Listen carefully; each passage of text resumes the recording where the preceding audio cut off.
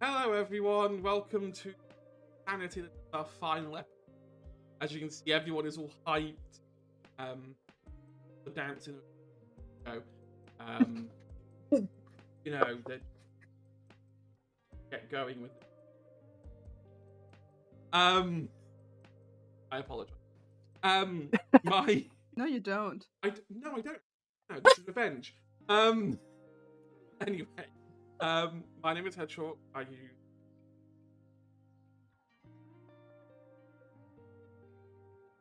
final time this. When I say this series, right? This post 15. Apparently, once you 6 start, seasons and a movie. apparently, once you And a start spin-off. something, yeah, And a Broadway. And a Look, book to the Musical. film. I And a can't film to the write- book to the film. Okay, I can write TTRPG shows. I can't write Broadway.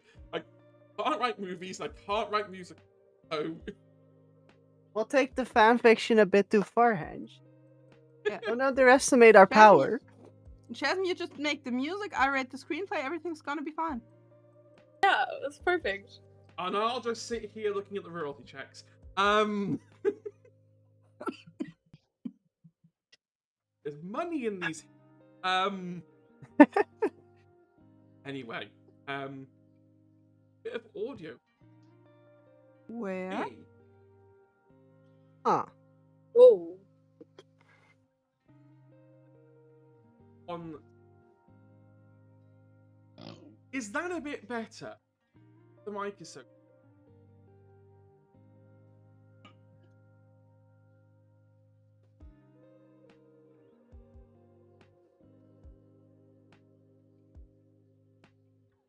right. Bard looks so cool. Bard does look amazing. Okay, is that Thank any you. better? I've removed the noise gate, but I don't know if that's going to stop doing anything weird. And what's my gain setting at? Because that could also be an issue.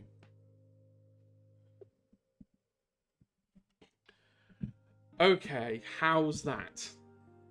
If there's anyone out there who can still hear me, and I'm not just broadcasting to myself, I can see the bar going up and down. Testing 1 1 1 1 1. Okay, that looks a little better. Okay, good. Panic over. It must have been the noise gate. I think it's because I turned my gain down because I've used this mic at work. But anyway, I'm gonna let everyone introduce themselves and say who they're playing for the last time today. And I'm going to start with. I'm gonna start with Bard. Just look at that. And Hi everybody. My name is Laura Verena Stein, and tonight I'm gonna play for the last time, even though it breaks my heart, Felix Smith, the guitar playing, cookie baking, slightly traumatized, but still soft boy. awesome. See, this is why I get the noise gate on, because you can hear when I undo this, I can see the bar go up if I undo my bottle. Anyway, yes, Felix is amazing and lovely, and I love the hair. They're called things, not called crowns. There's something else that they're called. Circle, wreath. Anyway, next we go to Agent P. Hello everyone, I'm Agent P. I'll be playing for the last time Maya Mahale, who is our resident chaotic schemer, conspiracy theorist, who that would be a good idea to bring back some gods into like the normal world. You should do. As one does. Don't know what's gonna happen, but yeah, can't wait for stuff to go down. Awesome. I think we'll move straight on. Awesome. Hello, everyone. I'll be playing Shelby Brown for the final time.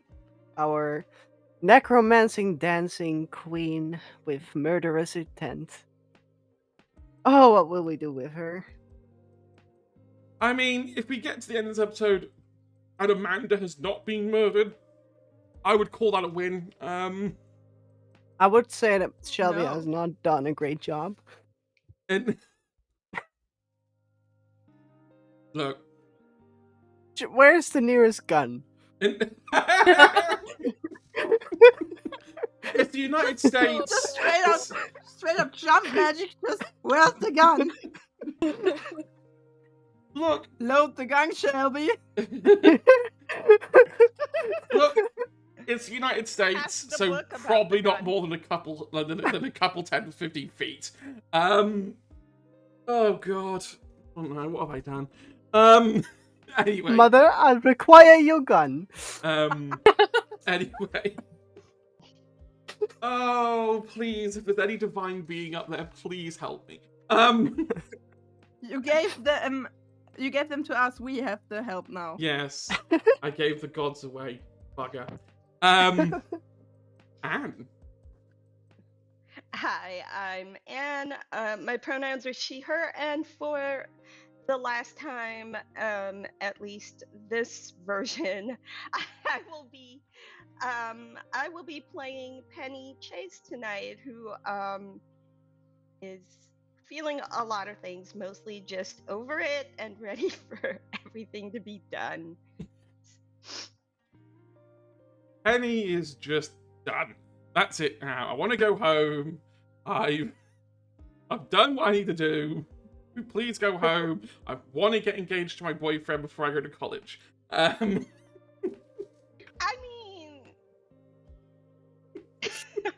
Don't tell me that's not crossed Penny. your mind. Penny, you've been together for No, literally 3 days. no, wait, for the time Then we that timed was it Together Yeah. for like 4 or 5 months by now. Oh yeah, that makes Oh, everything wait, so is much it better. June? It's June, yeah. It's June, right? So Yeah, it's like June. 6 months. They're like Yeah. half a year in. And no, it wasn't engagement that I was thinking. I was actually thinking, man, that conversation about college is gonna really suck.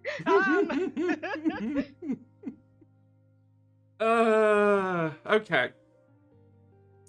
It's been a little bit. And anyone remember what we did last session? I will award 2 adversity tokens each for the whole party if you can pull off a recap. See, normally I'd be able to because I rewatched the session, Stop but it. I didn't. We killed some bitches. We killed some bitches! We fucked them up. We killed the Furies. We killed Chad and Brad. Yep. Chad and Brad. Those- I talked to Grass about chili. Maya talked to the birds. We found out that the food was being tampered with, and that the thing that was in it was ambrosia, and that the Furies were making human husks of people, which we stopped the production line skill issue. Then we somehow managed to summon adult Carlisle. Yeah, Yeah. and then we have to convince him to. Step into a circle. That's all. We Step have into to the convince him to circle, step into a Carlisle. circle. That's as far as I'm gonna say. Yeah, I Open mean, the book, Okay, Carlisle. step 1, push him into a circle. Step 2, question mark. Step Can't. 3, save the world. Step 4, kill Amanda. Yes. of course it had to be kill Amanda. Yeah. Everyone take 2 points of adversity token. Also, dear audience, if you look into your chat, you can see these tiny little misadventures points. Which today would be a great day to use those wonderful misadventure points for some adversity I'm actually gonna tokens if we use- are in I'm need of gonna- them. If I am in need of aiming a gun at Amanda and rolling to fire it, Yeah, just save them until we kill Amanda. and then save we're them gonna all kill to kill Amanda. Amanda. We're just gonna kill Amanda with the power of adversity tokens and community support. See, at the moment, I have 11 adversity tokens. Everyone take an additional adversity token. Holly. This is You. At the moment, I have 12 adversity tokens. Nice. I have 8. I have 9. I have 4. I have 9, but they're if I use them to assist someone else, they're They get worth like double. 18. Yeah. Who doesn't want to roll Wow. a 60? Penny's built to help her friends. Mm. She's built different, and we love her for it. We do. She's built to help her friends, but she also has like anger issues that we don't talk about. Okay, are we ready? Never. Are you Never. ready? No, Is Amanda Are you ready? I'm not Are ready. you ready? I'm not ready. No, this is all going to come falling down. But you know what? We're going to do it anyway. London Bridge is falling down. That's more like hedgehog Okay. sanity's falling down. Still in the metro. You did this to yourself. I'm I going did. to point that out. I did. I signed up for this. I don't know what made me do it, but I did. And here we are. Remember, Let's kids, actions have consequences. Such as Amanda bullying Carlisle. Consequence, a gun. Oh god. Okay. Are we ready? Right. So, last we left off,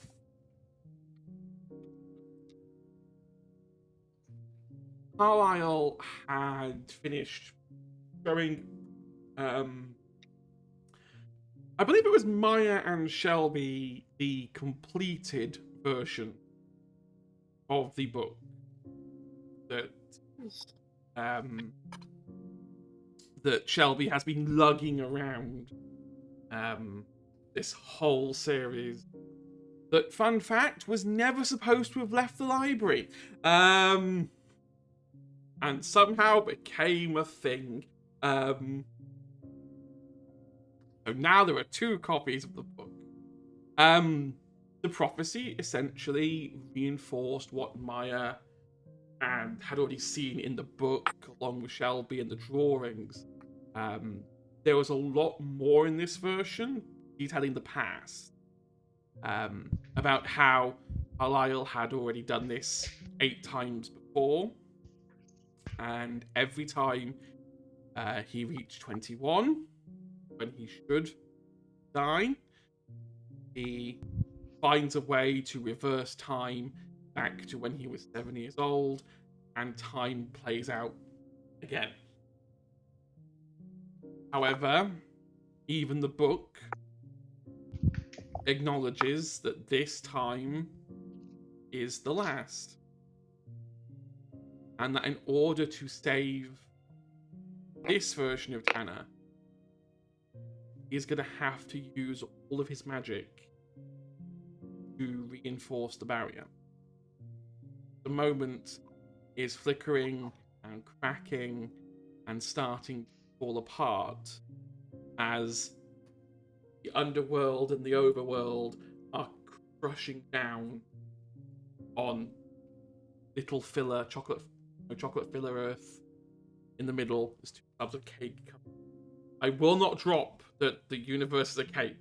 Okay, it was a bad metaphor, but it just seems to work. Yeah. Carlisle is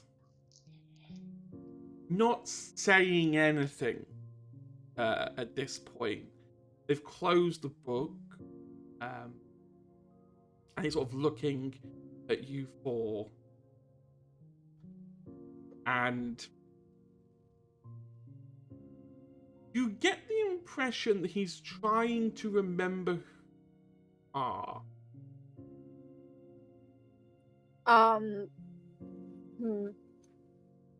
Oh.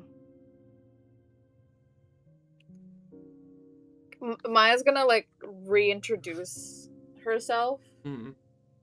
Like just be like, Maya, Shelby. I can hear you now. I don't need to be so petulant. Payback. For what? I literally just got here. You also are the reason for this whole mess, if I got the points correctly. I mean, that wouldn't... It... Tell me I'm wrong. Depends on your Please tell me I'm definition wrong. of mess. Just points towards the flickering barrier. Officially, no. That's not my fault directly. Although, if we're gonna play the meta game, then I suppose what I did started the chain reaction that caused this to unfold. Right. Look, I didn't know reality was gonna break each time I did this. Why do you think other people don't do this? I just thought it was one of those things, you know, don't mess with timelines. You know, like one of those like cautionary tales you tell kids. That really don't mean anything in the long run, but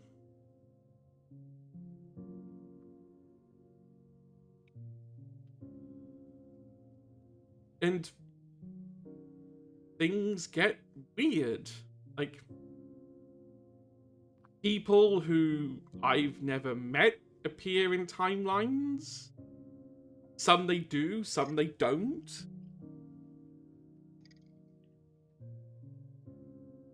And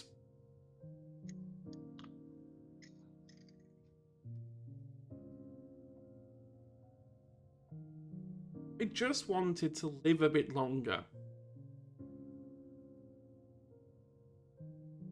That's all I wanted. That's okay. I didn't think any of this was going to happen. But it did.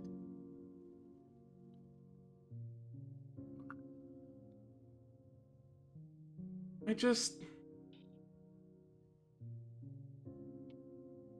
I don't know. Hard. Going that young. I literally just became leader. Like, it was supposed to be my time.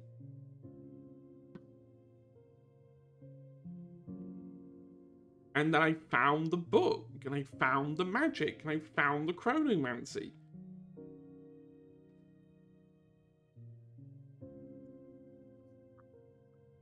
I figured it out. Turns out it's not so hard when you know how to read the runes.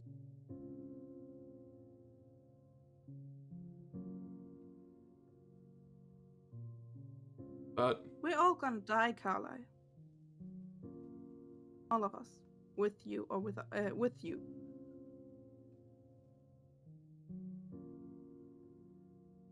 I know. So, do you want us to die with you? No. No. No. You know, look, I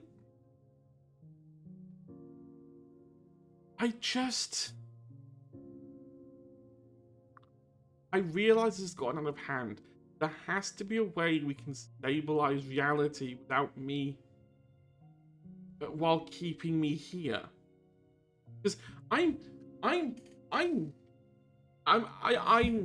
of time, right? I don't exist anymore, technically. You don't belong here. We already have a Carlisle here. You don't belong anywhere if that's the case. If you technically exist out of time and not part of any one timeline. But you don't belong here. The Carlisle that belongs here is 7 years old. And she holds out her hand like, this high. Just a little guy. Maybe the reason why you don't remember us. Because we weren't in your timeline originally or whatever else. But the point is, if you don't know who we are, then you're not the Carlisle who belongs here. As you say that, you hear footsteps behind you. Fuck. It's okay. It's Maya's entourage. Oh, Maya just exposed Penny magic, and Penny exposed magic to the entire universe. Was standing just in front of a loudspeaker. Penny looks like for a moment she hears the footsteps and looks panicked, and then she takes a step back towards like the exit or like a window or something just to look. Like a window. Like, she looks out the window. Yeah. It's Styx that talks first. He's not lying in the sense of he technically is out of time. The tapestry of time doesn't flow through him like it does the rest of us. The reason for that is he's overwritten it so many times, it can't tell what he is. How old are you?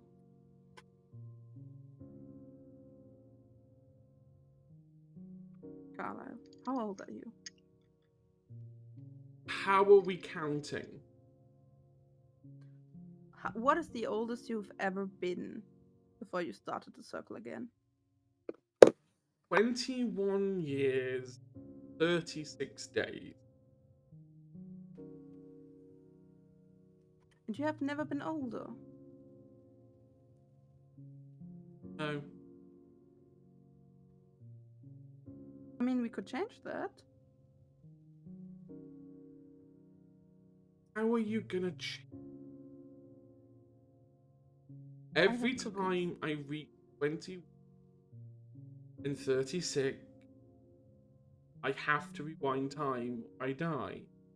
I am currently 21 and 35. Oh.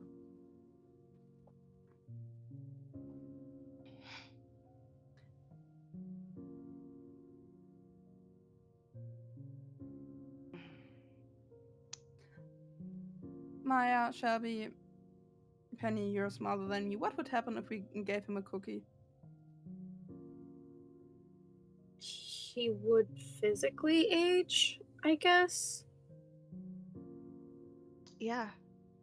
That's the extent of the effect of the... It's physically aging someone. It's not like giving them more time. So even if he had a cookie and he looks 30 or 40 years old, he would still die tomorrow. Tell you what. Listen. Everyone give me a brain check. Oh, God. The DC is 14. The critical success will be 24.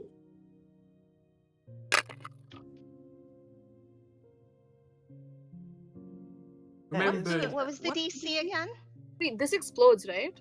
Explode, yes. Magic die? Yeah, add your magic die. It's fine. Go for it. Nice, got it. Does it explode twice? Technically, go for it. It's not supposed to explode if it beats a DC, but I'm just like, do you know what? Screw it. If you manage to roll the high number again... No, it didn't beat the DC. Yeah. It's like, I have a D12. It's fine. Keep going. Keep going. You keep going so you explode no more, Maya. I got exactly a 14. Exactly a 14? Same. I got a 35. Double exploding.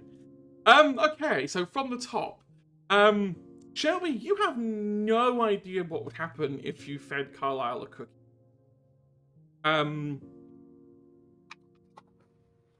For Penny and Felix, you get the idea that Carlisle might fall into the Miles category here, where he may not be able to ingest a cookie because he's currently sitting between realities.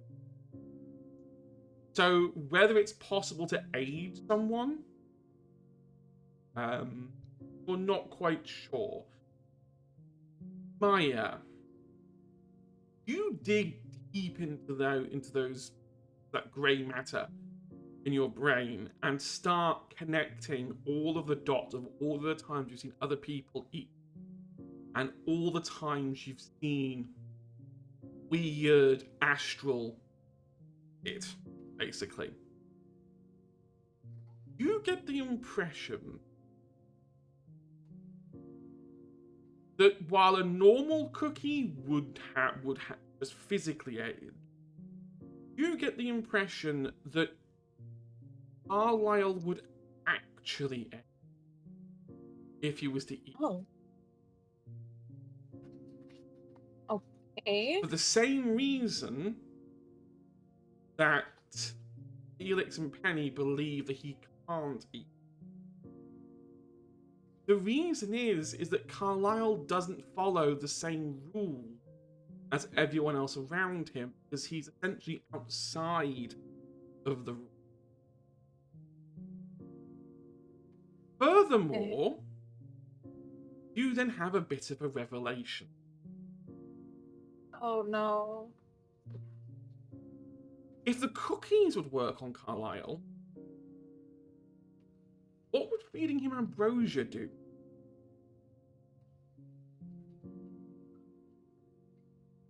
There may be a way out of this where Carlisle could, in theory, stay.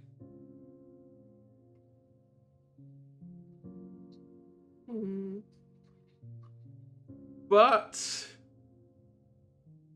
you would probably need to find someone willing to take him, because he can't stay here on Earth. Willing to take him, sorry, say again? Willing to take him somewhere else, because he can't stay on Earth. As a Carlisle already exists here. Right. Can't have two Carlisles in the same place. And we just destroyed the labyrinth. I was actually thinking of okay, I'm gonna ask Felix to hand me a cookie to test a theory.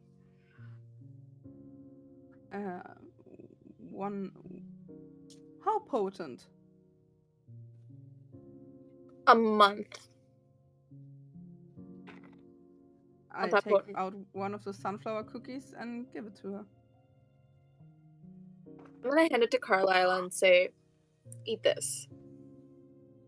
It's good. Okay. Is this a month forward or a month backwards? Month forward. Month forward.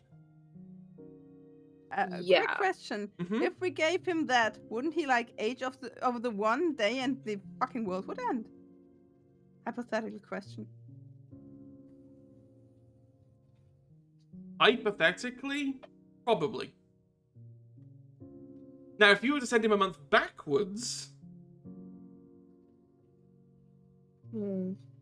this way, there's the red line to the apocalypse, there's Carlisle. They are literally brushing each other right now. Put it this way, if you don't solve this tonight, Carlisle We need time then. You need more time. Okay. Penny, Yes? you know someone who has more time.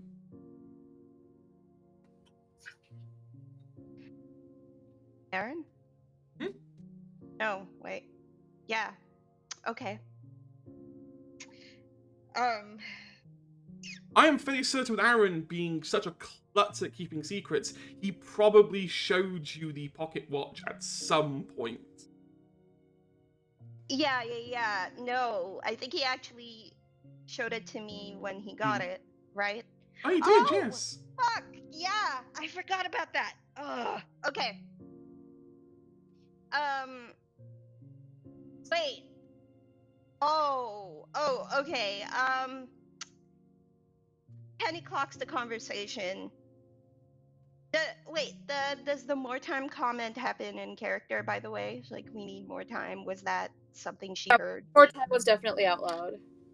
And, like, Maya would probably retract the hand with the cookie in, because it's just like, wait a second.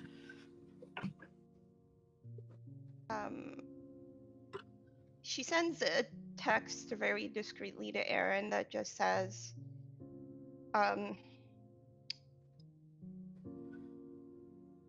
still got the stopwatch. We might need it. And she just sends it very discreetly to Aaron. You get a message back eerily quickly. Almost as if Aaron's been watching his phone. Yes, it's on me. Where do you want to meet up? So you're currently at the warehouse at the back of the main street. Okay, is there anything like landmark-ish or important nearby without it being at the actual Yeah, warehouse? you can give a vague description. You know, the building opposite the building opposite the laundromat of Maine. Like that would be enough to say where it is without saying exactly where it is. Oh, because I would like to physically meet him elsewhere just to have time to brief him before going into the... Town Square, where everyone's gathering at the moment. There's a few stalls on the outside of the street. That's slightly quieter. And it's across the street from the laundromat. Yeah. Okay, it's right outside Town Square or within Town Square? It's just outside.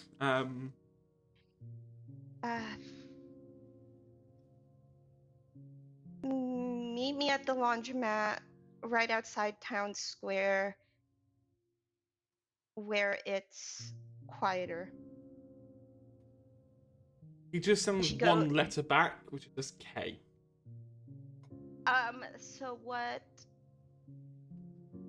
So what Penny will do while everyone's addressing adult Carlisle is try to discreetly slip out. Okay. She doesn't clue anybody in. No, just discreetly. Wait, no, everyone's aware of the stopwatch though, right? If I recall what happened at the end of that. Maya, with the gods if I remember and correctly, Maya clocked that the stopwatches exist through Maya clocked on through Six, or was it Nemesis? Nemesis, I think it was, clocked that Aaron's got a new stopwatch. Everyone else saw him fumble it, but don't know what it's for. Okay, in that case, Penny just discreetly tries to walk out of the building without the four of them noticing.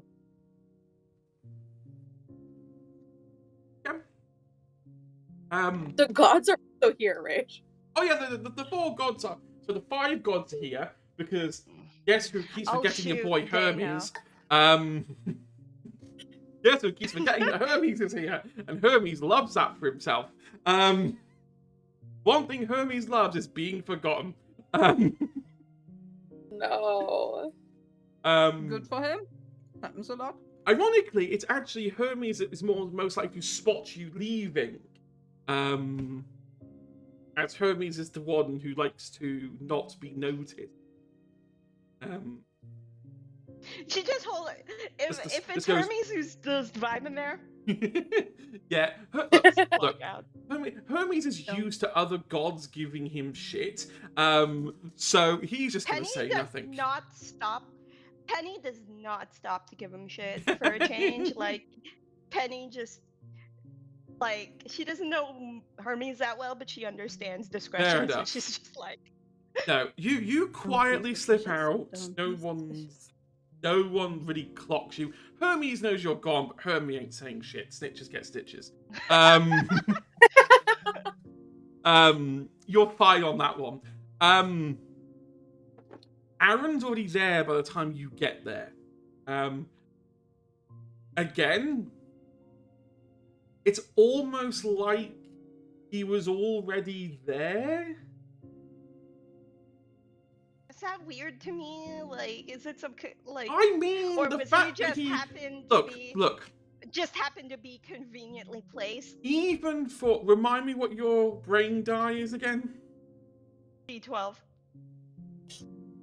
It is too much of a coincidence that he replied immediately and is already standing in the location that you told him to meet. It's almost like he was following you. Oh, Does he travel at the speed of narrative convenience?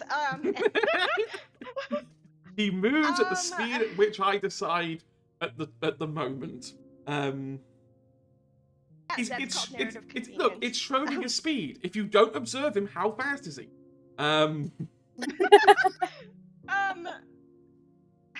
Wow, that was quick. She checks the timestamp on her text message. And funny. No, I just came out of the laundromat.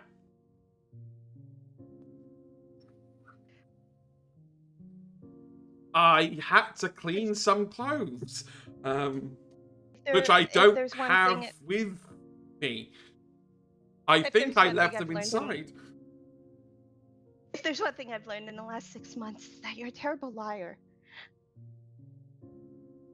Okay, I got a little worried.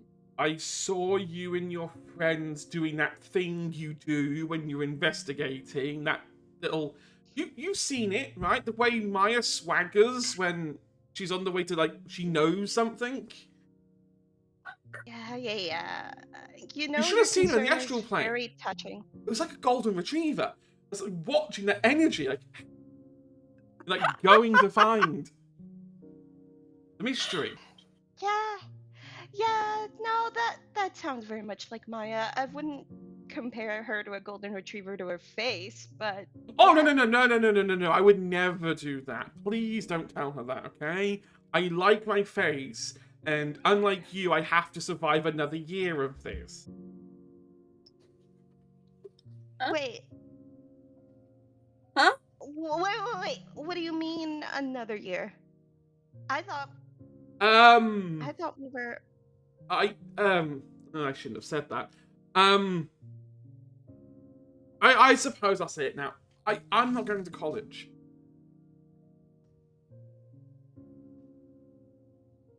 Oh, we haven't had this conversation yet. Okay. No. And so, the reason I'm not is I've been offered an internship at the school.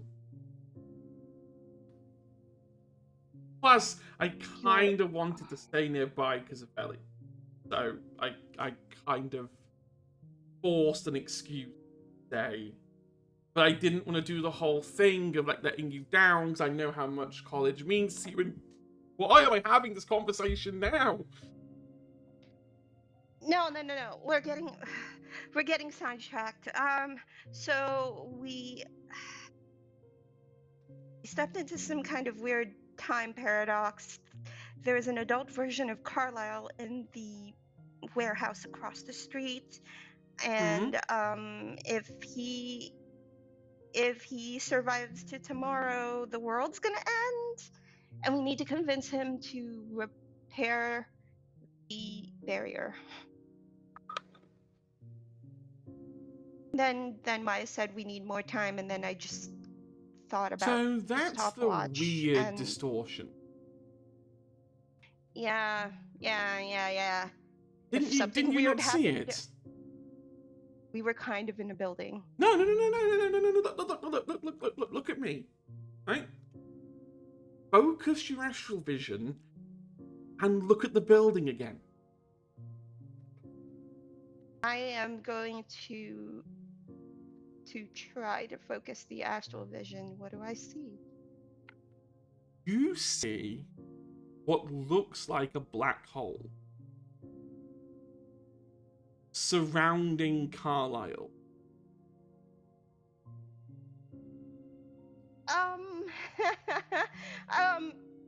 And what you are witnessing around you is the very fabric of the astral reality breaking down around him and disappearing. Fun fact, Ellie was not the black hole. Carlisle was.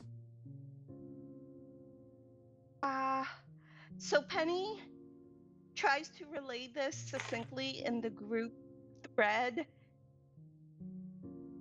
that just says, wait, is it that Carlisle is eating up like the astral plane or something? Like the astral. Okay. Like here. Okay. Because Maya, because you all did so well on your brains check, and I love you so much as players, Shelby. You're okay, Shelby. It's fine. I'm gonna carry the roll over and explain. Not to you though, Shelby. Not to you, Shelby. Cover your ears. Your mom. No. So you know nothing, Shelby. Carlisle is breaking down the fabric of reality. The reason why the two overworld and underworld are coming together is because Carlisle is actively ripping that part of existence from Earth. The very fabric that holds these worlds together is being pulled into Carlisle because he is at the end of his life. When he passes, that black hole goes the equivalent of supernova, and it goes the other way, and it starts spitting all that energy straight back out again at a high intensity explosion. Fun fact, however, you may have inadvertently helped and created an out for yourselves because you got younger Carlisle fed himself to another black hole. At the moment, you are in a very unique position where you have two Carlisles in two very separate states of black holes. You've got younger Carlisle suspending one, and you've got older Carlisle basically spewing one out. So we've got a magical wormhole. In theory. Essentially, you cannot allow Carlisle to age beyond today. If he does, it's going to cause absolute chaos. Fun. It's okay, Shelby. Penny It's fine. Penny sends a text that says, "Can't let Carlisle die. He'll blow up the world. He is eating up astral energy." Is that what it is? Yeah, He's yeah, sucking up astral the energy. Yeah. So, yeah, he's sucking up astral energy at an alarming rate. Fun fact, that is why the connection to the over and underworld has gone. He has sapped so much energy, the gates can't remain open anymore.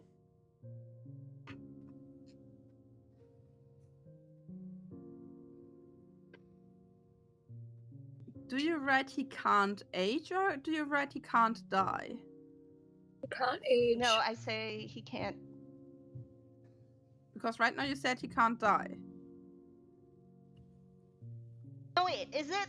Wait, So did I think- speak? Is it he can't age or he So- can't die? Okay. I think what's happening is he can't do either. If he ages, he dies. If he dies, the world goes boom. I will lay it out for you. You've got about 12 hours. Okay. When the clock I'd say strikes he can't die. midnight, he becomes 21 and 36. And that is when he dies. Wouldn't Shelby use her magic? Fuck with life. You can try. I mean, Shelby think got we're- less than 14 on intelligence. You can try, Shelby. You can, please. Challenge. Roll a magic.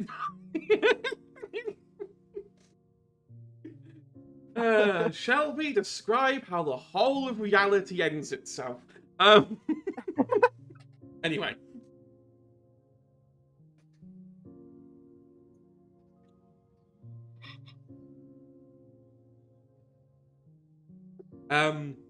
Aaron looks over at you, and he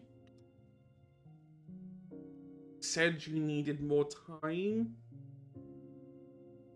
That's what Maya said. I probably shouldn't give it away. And he pulls out the Infinite Watch, but I trust you with it far more than I trust myself with it.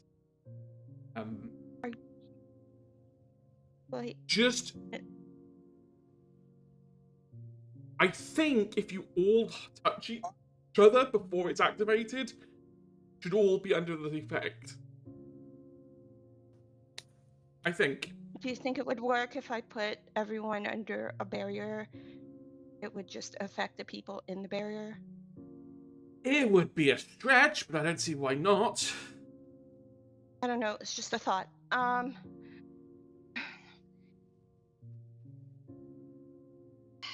Wait, if you're giving this to me, what do you plan on doing? Honestly, nothing.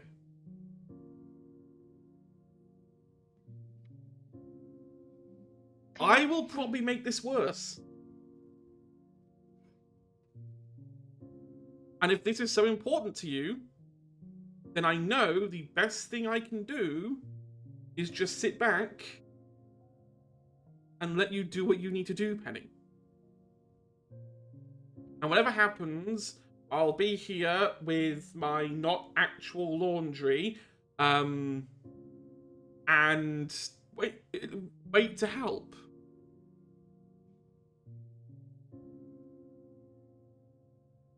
There's a look on Penny's face like she's about to say something and is actively stopping herself from saying it.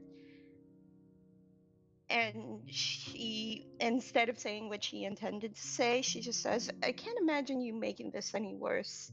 It's actually really bad already. I'm a practicer of astral magic. I probably could make this far worse.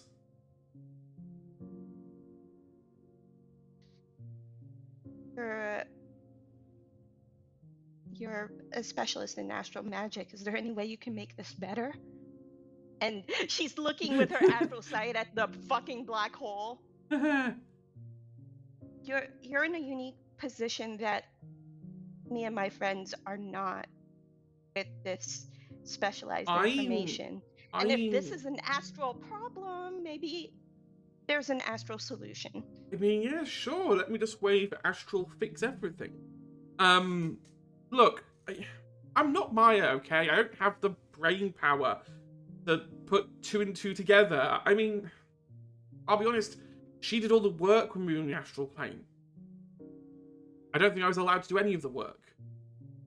Probably for the best, actually. Look.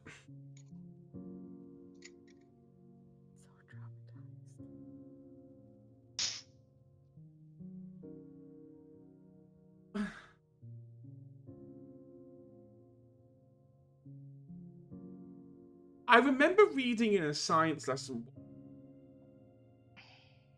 that even black holes have a limit to how much they can absorb before even they become full. Okay. I am still watching, like, Carlisle from outside to see how full he is of actual actual magic. I'm just like looking So- nervously. Here's the thing, Penny. He's had 9 lives to do this. Yeah. Because, fun but fact, when you rewind time, you don't rewind the astral plane, or the underworld, or the overworld. Oh God. So we've been dealing with the after effects of his jumping for God knows how long without even realizing something's wrong. Until now. Okay. Yes, because now he's ripping the very fabric of magic apart, which is why the barrier can't sustain itself anymore. He's gone through all the layers of astral magic and is now on the realm of actual magic. If this keeps going in a few hours, it's possible all of your spells would stop working.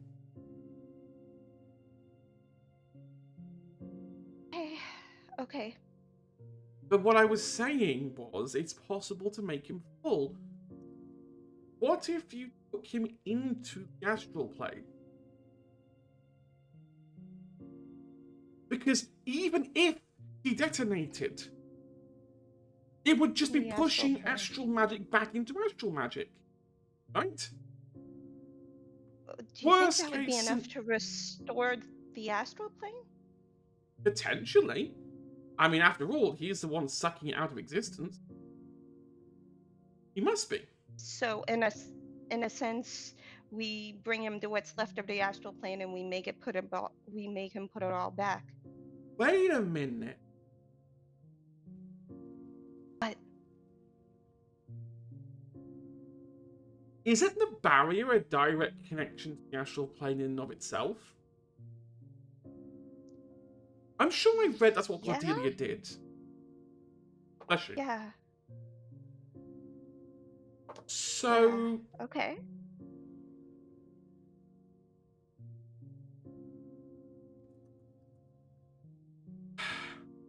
I don't ask your friends.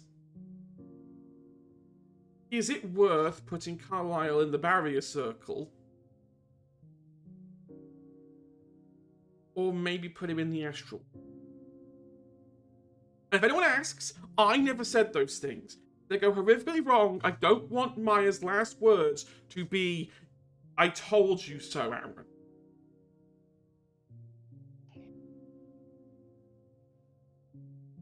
If I have to go live in an eternal afterlife of hell, I don't want those to be the last words I hear. And he just looks really worried. Look, I don't know the answer. I can only pull at theories. I don't want to be the one responsible for giving you the answer that's wrong. I'm not that confident. I am just a witch who got hoodwinked by his younger sister, who got pulled into a sick game of breaking reality with so many layers and players that I can't quite keep track of it all. My friends and I are also in the same boat, really. And But you're good at this. as much as I'm not that confident either, I'm just really good at faking it.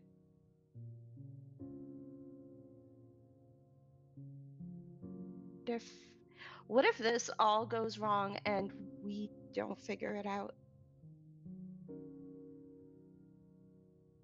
Then that's what fate said was going to happen.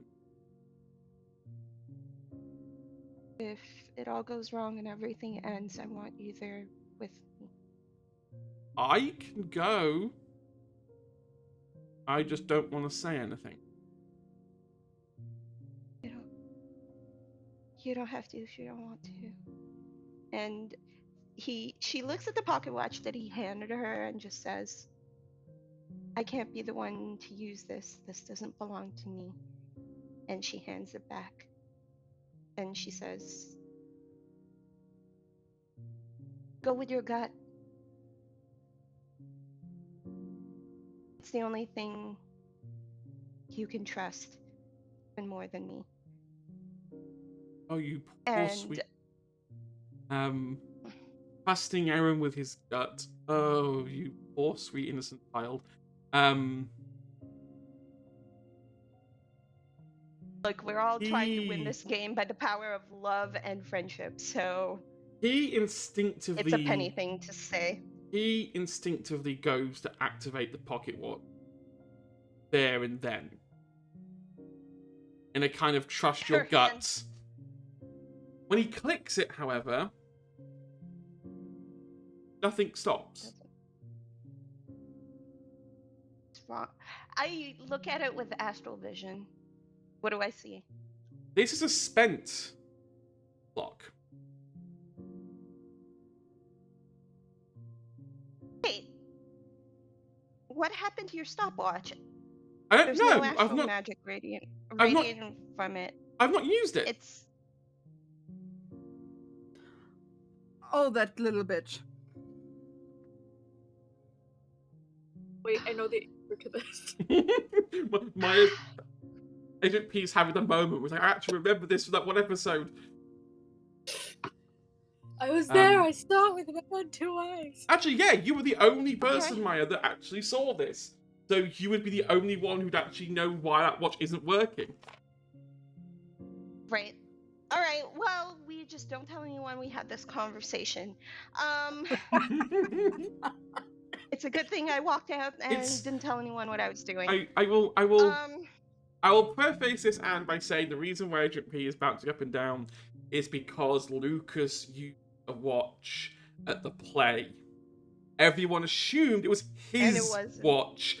No, it was Aaron's watch. He pickpocketed Aaron, used the other his. watch. Yep, he used Aaron's watch and kept his own, which means Lucas is now holding the only functional stop clock. Yeah, no, I know that. But Penny looks like she's about to cry. Yeah, I just know it's 3 a.m. and it's like thoughts. No. Yeah, it's fine. I'm caffeinated. I'll manage. Penny's lower lip starts to tremble like she's about to cry, and then she just says, "If you don't feel comfortable going in with me, you don't have to." No. I'll come in. I'll come in. Why isn't the thing working? I have no idea. I have no idea. I'm gonna go give those gods a piece of my mind. No, sweetie. You see No, Aaron no. kind of like walk across the street in this kind of. Penny, I'm not gonna say macho walk because this is Aaron. It's not a macho walk. It is kind of this Penny, half diva strut, half like. Penny throws up a barrier directly in front of Aaron as he's walking. Aaron walks straight into the barrier. And like stops halfway in the road. Ow! And then she quit. Why? Those barrier is stronger than I thought. Sorry. And she makes it disappear, and then look, I just want to go ask. Makes it disappear. She makes it disappear she just threw it up so she could catch up with him. And then she pulls it off and just says, "Please do not confront the gods right now. It is not a good time." And she is starting to feel jumpy and I just want to talk to them. That's what I just want to talk. It looks like the magic out of the stopwatch has been used. So do with that information what you will, but look.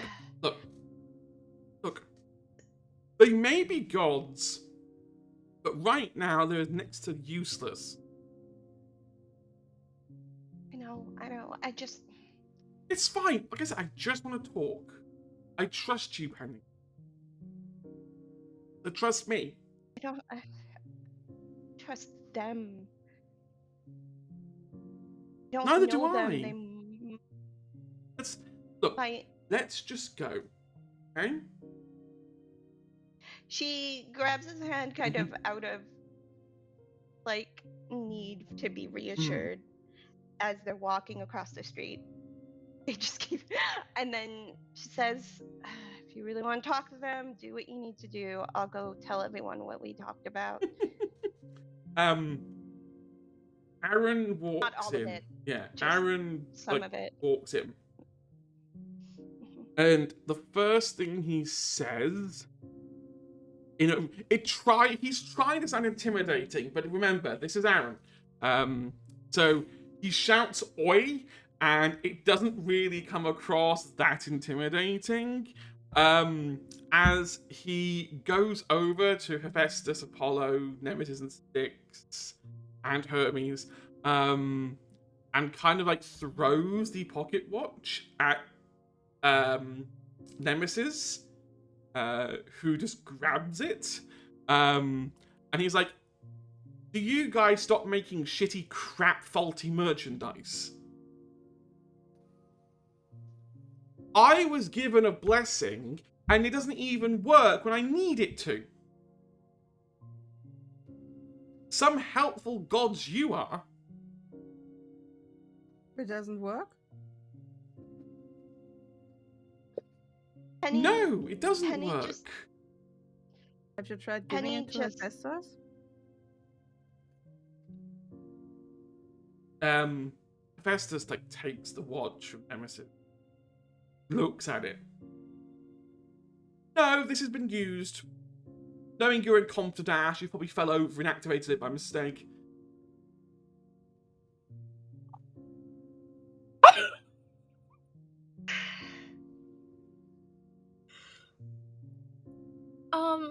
I Oh. think I know someone who has another one. It's a good job you said that, because Aaron, I rolled aggression for Aaron out of 10, and he rolled a 10. He looks like he just starts to walk up to Hephaestus as if he's going to try and square up to this guy. And you can see Apollo happens- just sliding his sunglasses down slightly. If that happens, Penny just puts up. It's not just a straight wall. It's No. like a whole dome. It's just like, all right, you're in timeout now. You look. Aaron doing like this for your own pounds good. on the barrier a little bit, and then just kind of starts to huff a bit, and just goes sits cross-legged on the floor. I understand you're upset. You're gonna take a few minutes to calm down before you attempt to punch a god or do anything stupid. Just, I'm doing this for your own good. You Love see Nemesis and Styx look slightly disappointed. And Nemesis is like, "You should have just let him do it. I'd have loved to have seen Hephaestus getting a smack around the face."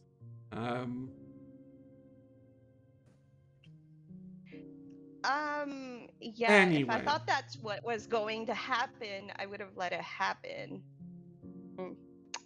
And then she just gives the barrier. She does this like time release thing where it's like after 10 minutes it goes away. It goes away. But like just sit in timeout for like 10 minutes and calm down. You see Apollo turns around, looks at Maya, and goes, "Anyway, you were trying to say before we got rudely interrupted?" There's another stopwatch like this. Well, yeah, they get made in pairs. Right, yeah, of course they do. Everyone knows this. Did you not know that? I did. Of course I did. Other people might not know. I need you and Hephaestus to find a kid named Lucas. You see that they all the gods look around for a moment, and you see Styx goes, "He's over by the cotton candy stall, kind of eating cotton candy." Okay. And I say eating cotton candy because he's missing most of it. He keeps reaching to grab it, but then keeps reaching, but it doesn't exist anymore. But I'll go get him. Go get him and get him more cotton candy. Gosh darn. So the reason why they've all been able to locate him is just like Maya and Aaron, Lucas is astral touched after jumping into the astral plane. So whenever you use astral vision, Maya, Lucas, younger Carlisle, and Aaron light up like Christmas trees. Because they're covered in residue, the astral plane. It's going to take Styx about 5 minutes to come back. If there's anything you want to say while they're gone. Okay, so can I vibe check Aaron to see if he's still angry? He's calmed barrier. down. He's probably pissed. He's probably pissed off at Penny for He was pissed off at Penny for about 5 minutes and then kind of realized that she may have saved him from either being unalive or being banished to some hellscape dimension. So as they're going to get Lucas, I'm just gonna say, I'm gonna like on the other side of the barrier go, have we calmed down? Yes, are we good? And she sits cross-legged in front of Aaron on the other side of the barrier. I'm fine. Okay? You let me out. I feel like a child. You were kind of acting like one, but then she releases. She releases the barrier and says, "I know what that's like. I let my anger get the best of me sometimes." She just gives him a kiss.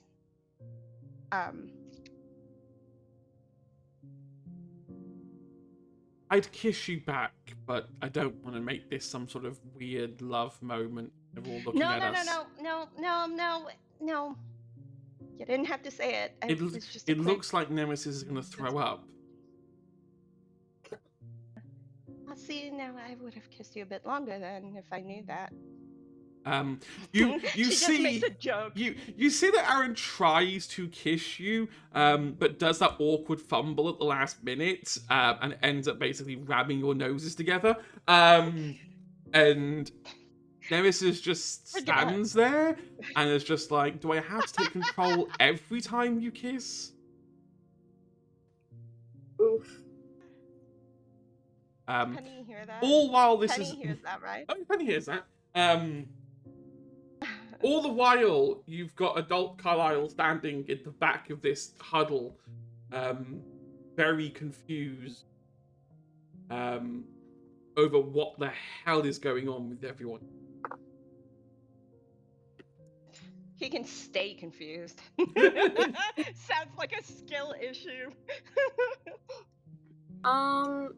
Okay, Maya's gonna hand the cookie that Felix gave to her back and ask for one that turns back age by 30 days. Did we make some, or can I just have one in my inventory? You've had I think months. we did because we had to age Aaron backwards. Yes, right. You did make a batch. Allowed him to go backwards.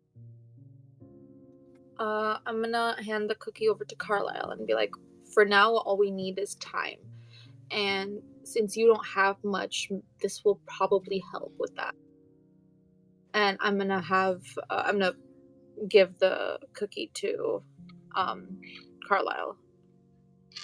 Carlisle takes the cookie and eats it.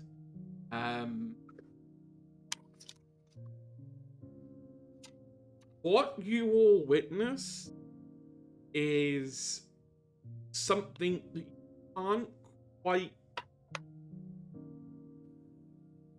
can't quite comprehend. So Aaron is in a cave that has his astral vision still on.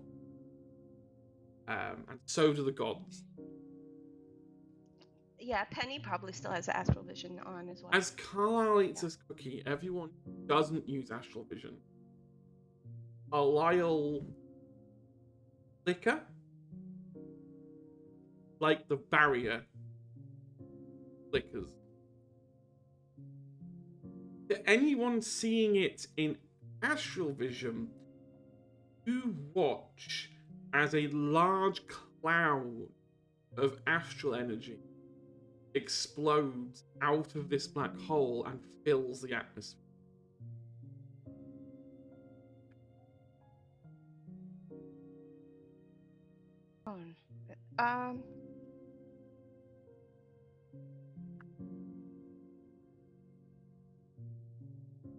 Okay. Is it just like dissipating? Yeah, it's absorbing itself into the atmosphere. It's almost like it's patching parts of the world back together again.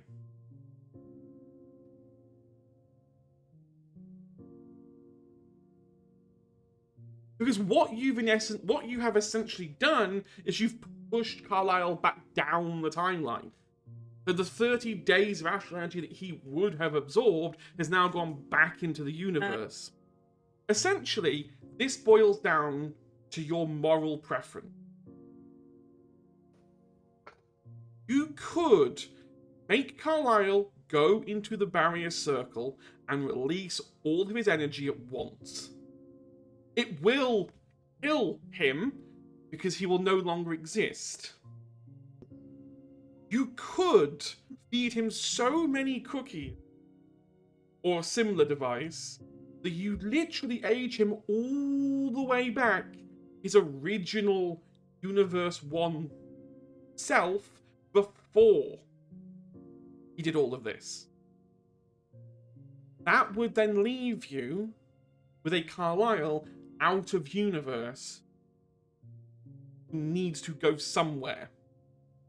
But he'd still exist, and he would still have a human life.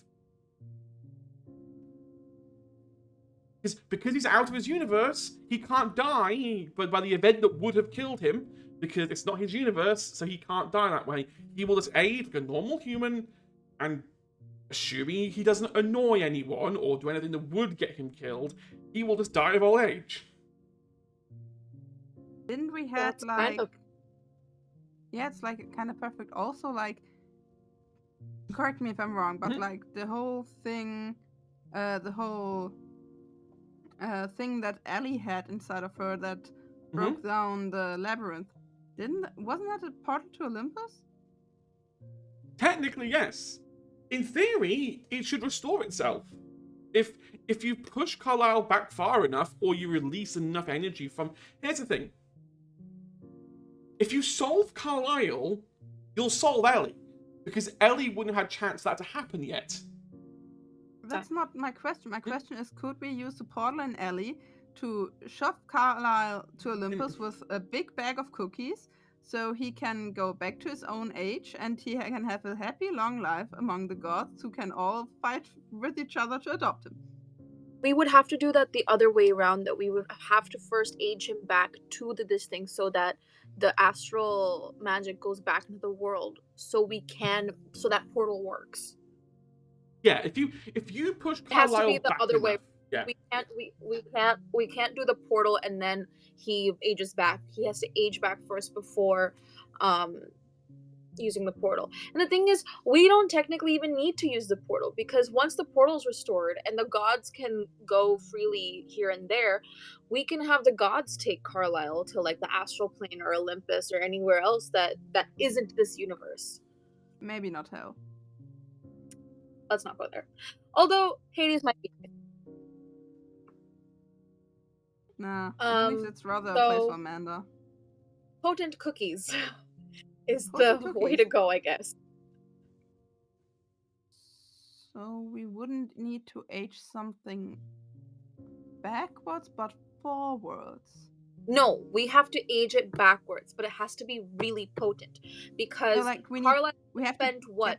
8 lifetimes?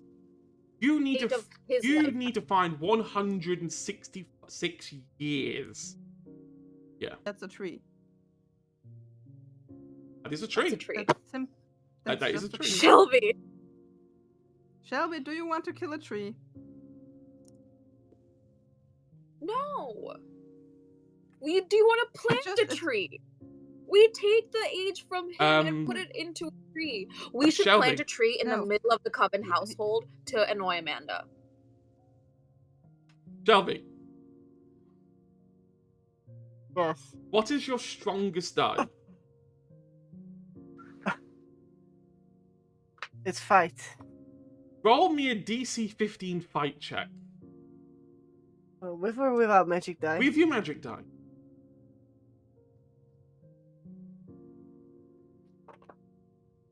That is a 19. Plus 1 is 20. Let's Something exploding? No, I have a 15 and a 4. Magic that doesn't explode. Do you know what, Shelby? Screw it. Explode your magic die. I love making little comments that help my friends. That is a 22 total. Okay. If you spend 3 adversity tokens, it will become plus 10. Which makes it a critical success. Yes. I will. Shelby, you could brute force this. You don't need to kill a tree or kill anything. You've reversed Amanda to, a child. All you've got to do is do that, but with significantly more oomph behind it. You've always wanted to punch Carlisle. He's an adult now. This is legal. He's an adult now. This is Hold up. famous Because I last spent the words. summer. Mhm.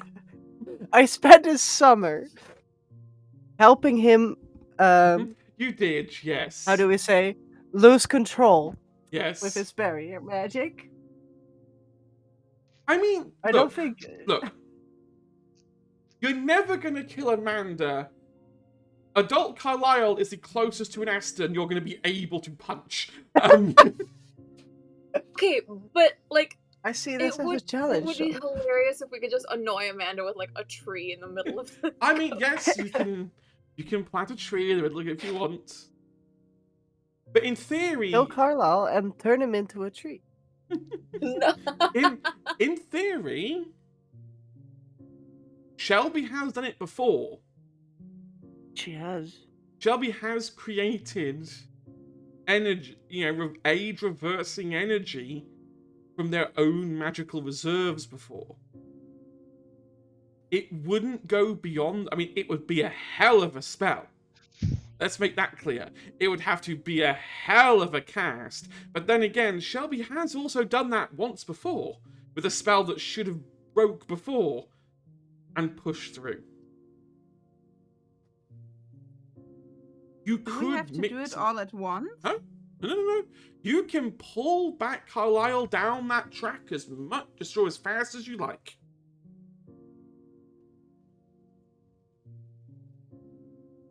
So, Shelby, do you want to punch him down the timeline, or do you want to slap him down the timeline again and again? Or drag him down the timeline.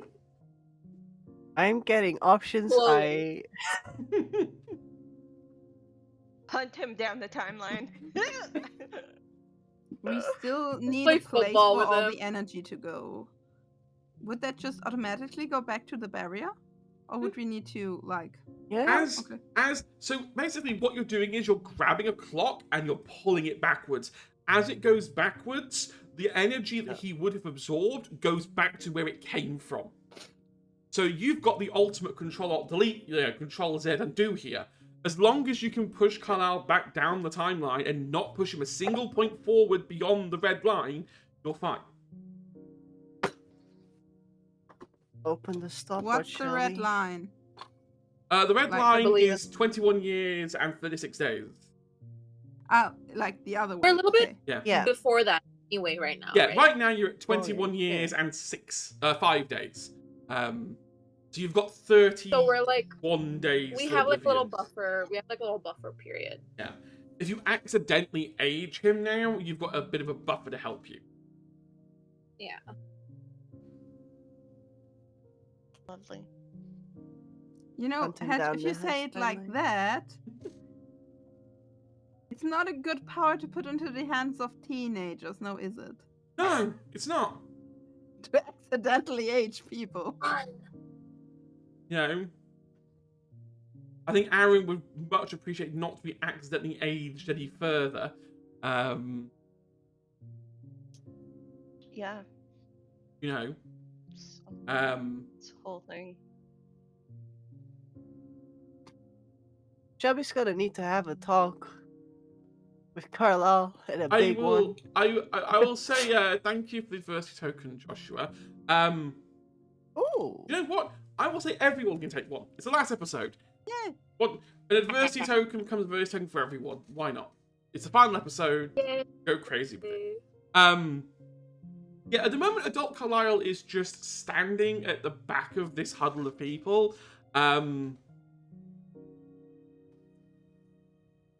Looking very afraid. Oh, really? Well, As he should. the book has told him that this is where it all ends. Ah, okay, not because we're all talking about how Shelby will punch him down the timeline, yeah? I'll be honest. I will be perfectly honest. When you think this is the end of your days, someone saying, I'm going to punch you, is probably just a footnote in a far bigger problem. Does, like...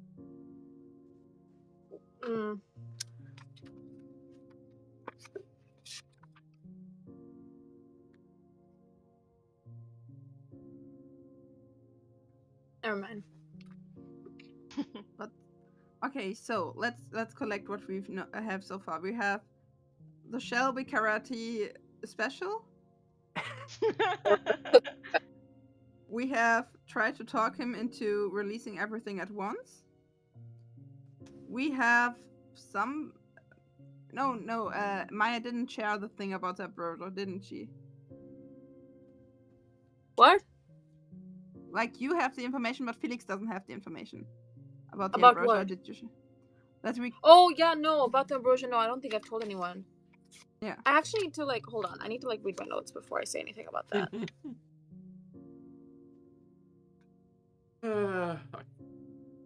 I think Agent P may have clocked on to the little bear trap I put around the ambrosia.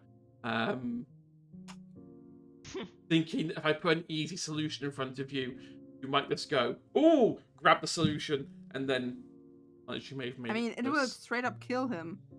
Ambrosia burns the models. It would straight up kill him.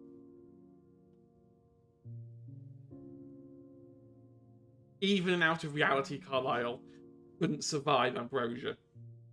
That it burning So him. that's something we could do if he doesn't want to step into the circle. Great. Here's a bowl You of gave chili. me Ares as a patron. What are you thinking? Here's- What I'm thinking? Here's a bowl of ambrosia chili. Either get in the circle, or I'll force feed it you.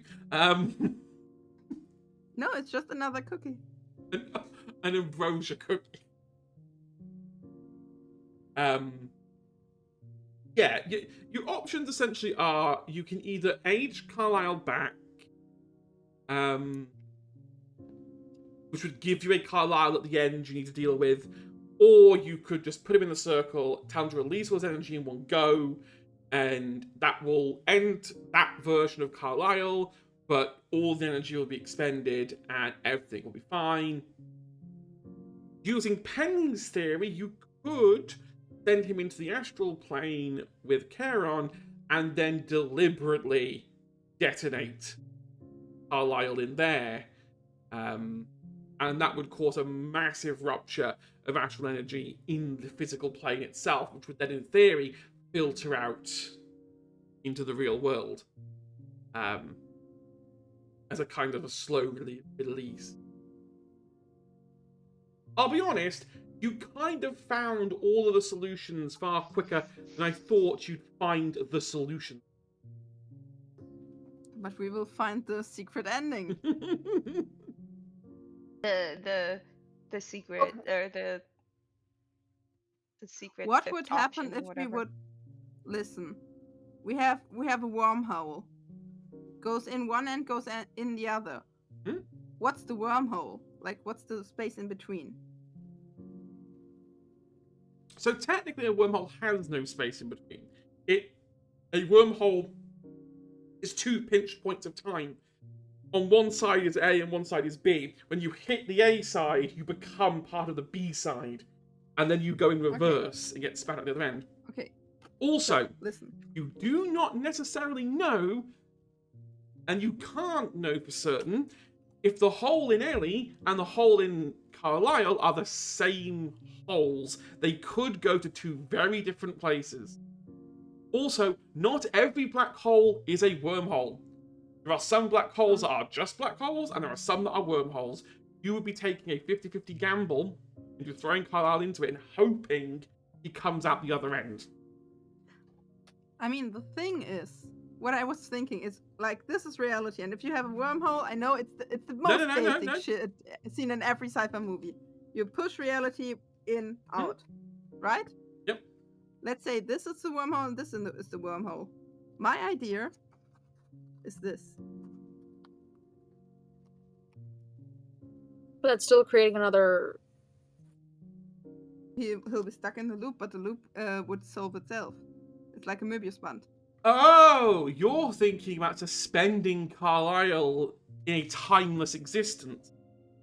Yep. If he never ages, he could never pass the barrier. No. And since he can never pass the point of no return, reality never ends.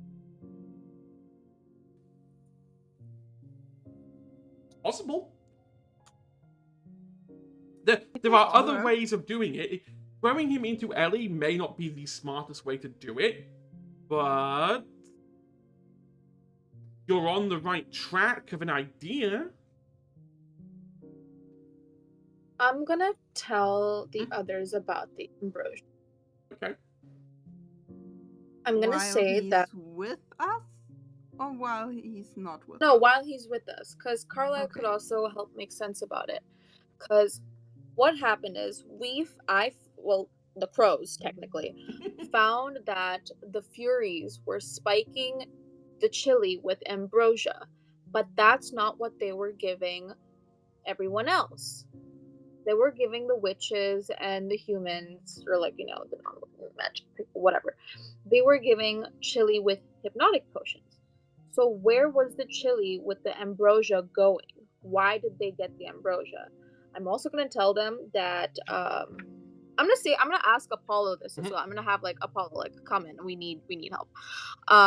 And Maya's also going to say I ended up drinking a bit. Not a fun time. Do not recommend. But why would the Furies spike the chili with ambrosia? Who are they trying to harm, or who are they trying to drug? Because the way it affects normal people is drug-like, but Apollo said it could also make someone immortal. So, the Furies' logic was by feeding ambrosia to mortals in very, very, very tiny doses. And we are talking tiny pipettes per chili bowl here. That's how small of a dose we're talking. It would essentially create a drug effect where it's like, that's really nice. I really could do with some more chili roundabout now. And it's not hypnotic in and of itself, but the desire to have more of it. That's why they were giving away free samples at the bar. It's the classic drug dealer adage of the first one is free, the second one is going to cost you. In terms of immortality, ambrosia can be given to gods. It can also be given to demigods. to preserve or enhance their divine side. In theory, if a demigod consumed enough ambrosia, they could become a full god in their own right. But finding enough of it to do that would be expensive. Ambrosia does not grow on trees.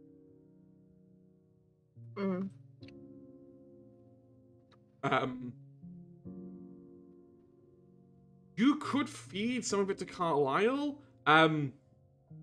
You don't quite know, even with your impressive intellect, you don't quite know the effect it would have on Carlisle. Carlisle is a magic user. It's quite toxic to magic users.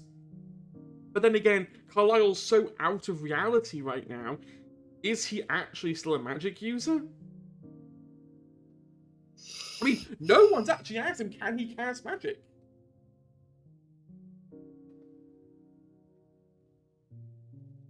Oh. Good question. I hadn't thought about asking. Do we know who his dad is? You know who his dad is, at least in this. I mean, yeah, you know his dad. His dad, in this universe anyway, you would recognize as the cat in the Oven household. Household. Right. Amanda, in a fit of rage, her husband turned him into a cat. As you do when you're angry with your husband, I suppose. Yeah. I'm on the kill Amanda bandwagon again. Yeah. We just save Carlisle by with the cookie and Shelby trick, and then we're gonna get Amanda because we need her totally for the ritual. Nope, absolutely for the ritual. You have to come here, and we just things happen. Bang her head in. I'm gonna take out one of the vials of ambrosia and just maybe pour a drop onto Carlisle's hand and ask him to lick it. Lick it. I mean, if you ask nicely, he'll stick his tongue out for you. You can drop it onto his tongue. Yeah, I don't know. I feel like he should do it. I don't want any part of this. And Apollo's right here in case anything happens. Roll me a flat d20. Am I aiming for high or low? 13.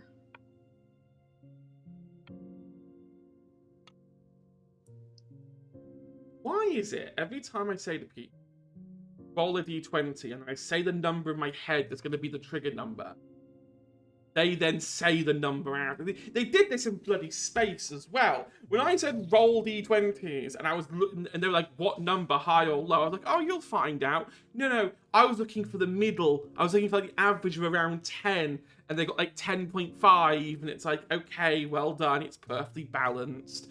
Fun fact, that got a lot of hate on TikTok, because actually the averages of the 4 dice is 10.25, but we'll ignore that. But in my head, I was like, hey, I know, I'll use the most unluckiest number in the world. I'll use 13. And... Yes. Nailed it.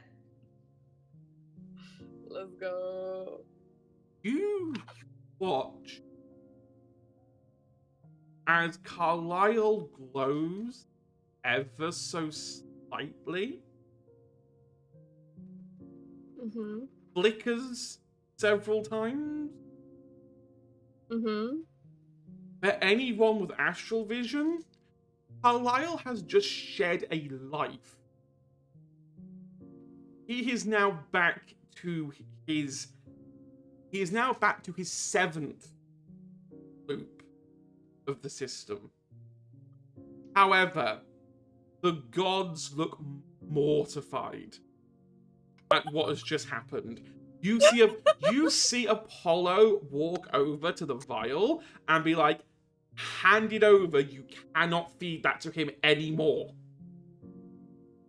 Why not? What just happened? You cannot feed him that. He is absorbing it. You are turning him into a demigod. But no, Ah, no. that would wouldn't that actually make everybody happy? No! You can't go. Why not?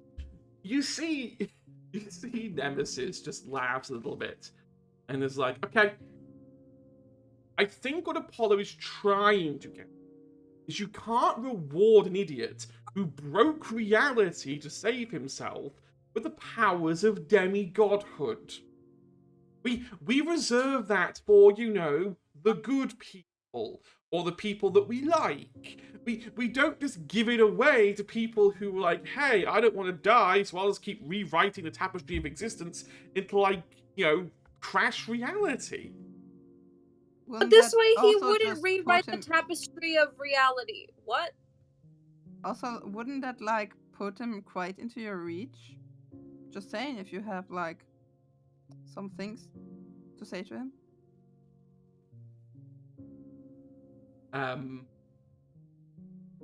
Like an intern? Yeah! Immortal intern, let's go. Penny looks at Carlisle. And she doesn't say it out loud, but she is thinking really hard. My solution was just to blow him up in the astral plane.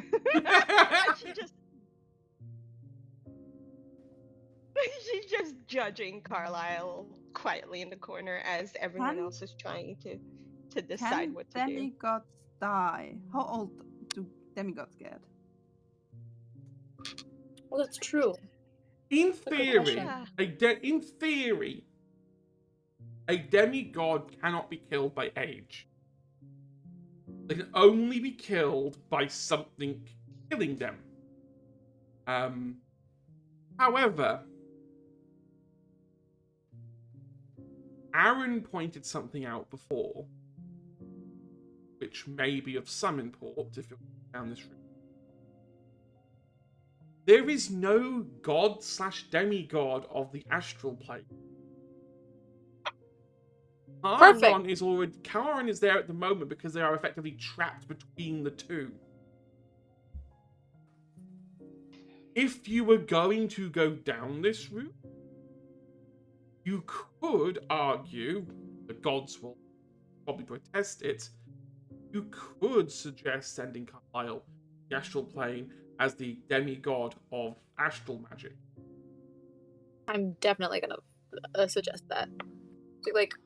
Charon's already doing double time, and he's irritable, and we all know he's not like that on a normal day. So it would be perfect if Carlisle became the demigod of the astral plane. You can send him out for errands. Maybe Hermes could have an assistant. That sounds good, doesn't it? Also, hey, Carlisle, you don't want to die. Beautiful, you will not die.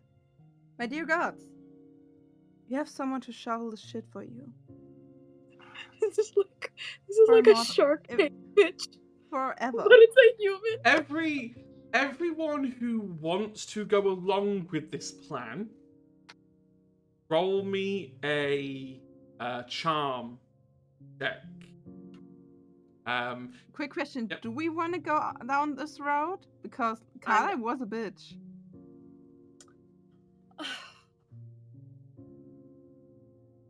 Does the ambrosia hurt him in any way? Well, yeah, he's getting his DNA rewritten.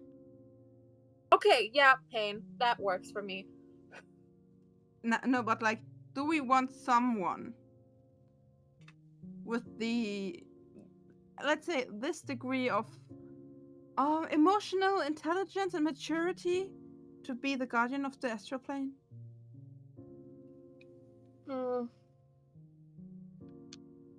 That's what we were getting. I would like it to be stated for the record that I did not agree either. Look! Just for different reasons. Look! Carlisle waves hands. The problem is, you fed him a bit of ambrosia now. and that stuff is addictive. Look. I just wanted to save my life. Okay?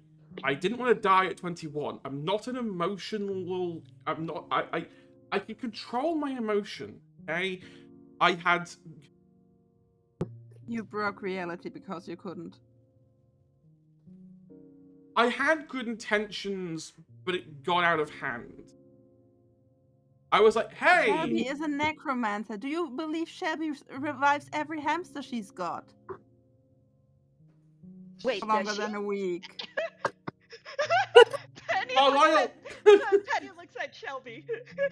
Carlisle looks at the clothes that Shelby's wearing, and there's this kind of like error does not compute. Goth plus pastel equals question mark, as he can't decide what kind of personality Shelby would have based just on looks, and is like, potentially yes. Look, I wanted to do it once. All I wanted to do. Go back once, and then not do the thing that killed me the first time. But in a sick twist of irony, I still died at the exact same time, but something else killed me. Have you considered that maybe it's just the way it's supposed to be and you can't just use magic to circumvent what is meant to happen?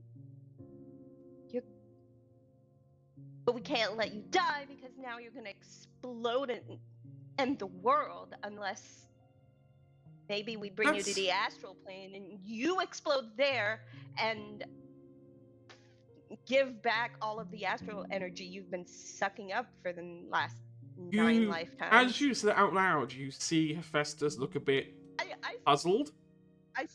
I say it out loud directly to Carlisle, forgetting myself for a bit.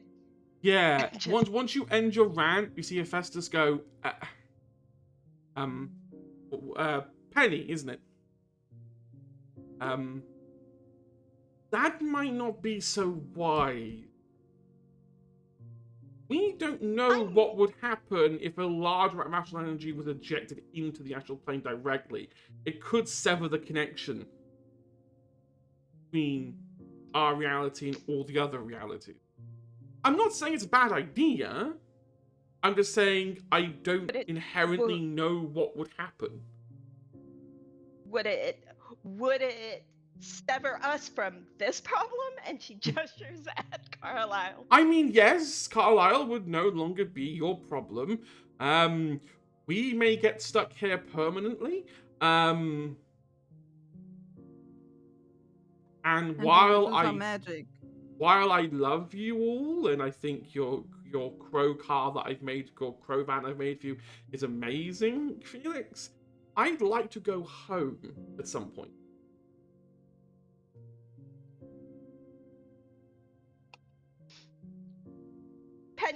Penny all of a sudden becomes quiet and her lower lip starts to quiver like she's about to cry. No, look. I get it. Carlisle has been anything but selfish. Let's call it for what it is. Carlisle has been a selfish boy who refused to accept fate, and like every foolish person in every Greek tragedy, always ends up in...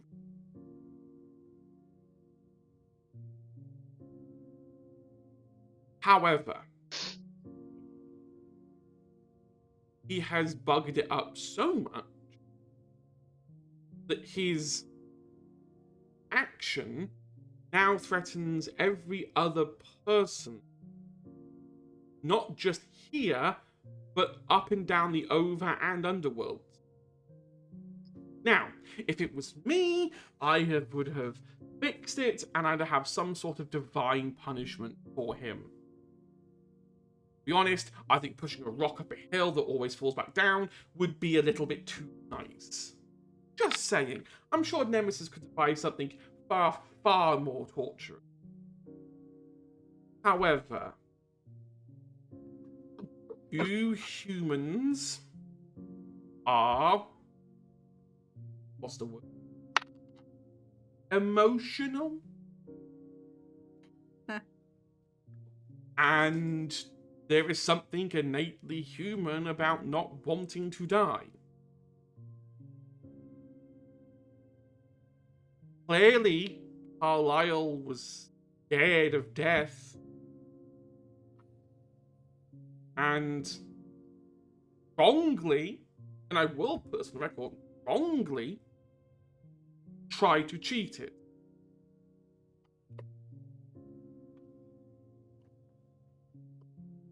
I think while there is some punishment to be divvied out here, I would implore you, think about what you would have done if you knew you would die. Because Carlisle is telling a bit of fib. And you see that Carlisle kind of does that eye twitch, like looks away when Hephaestus mentioned what he failed to tell you. Does he look like he's about to run? No. He looks... Okay. It's that look of... Now they're gonna know why. Carlisle read the book when he was a kid that told him going to die at X time at X place. The reason Carlisle was able to dodge death the first time had time to prepare for it.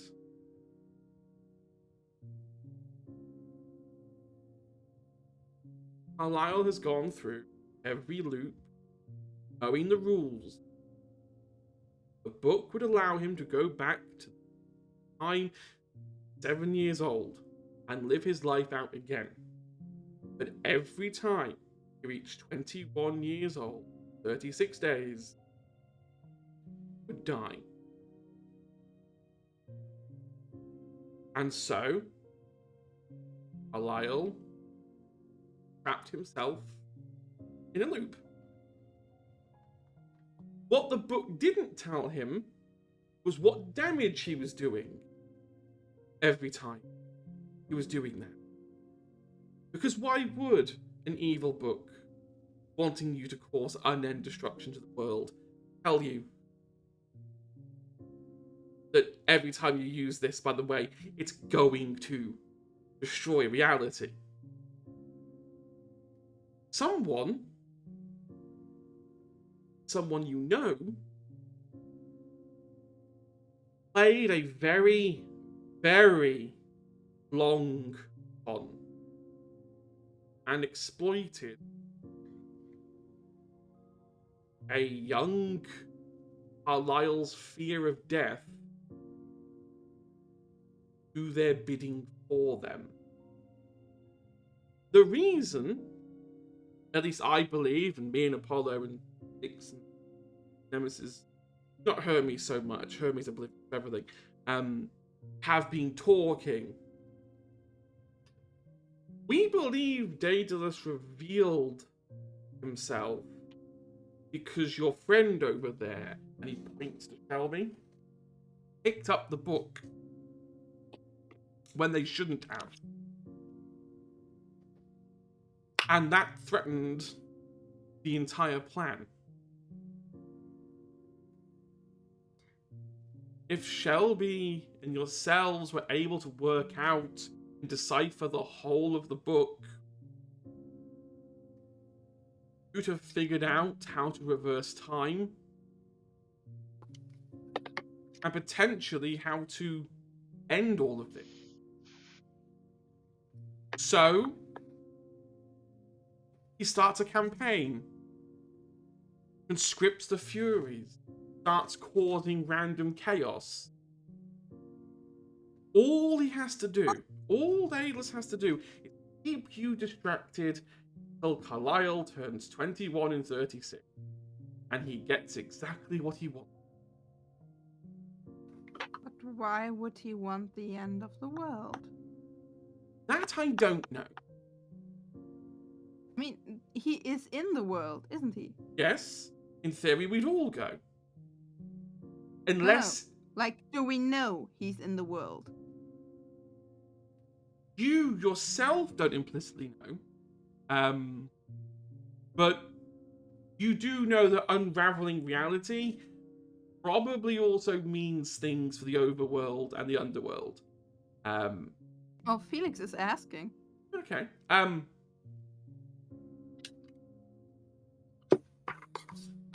He's an inventor, isn't he? He's a builder. Yes.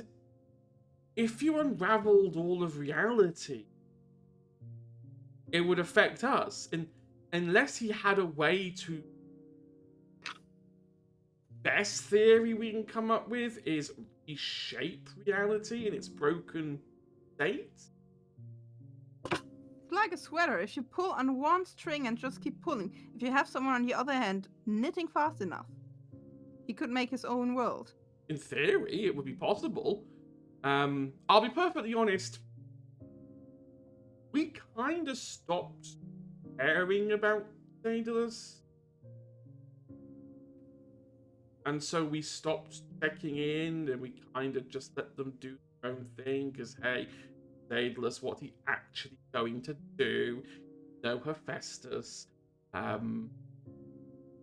So, Hephaestus, about the thing with people not doing what they're supposed to do and pushing up a boulder up a hill?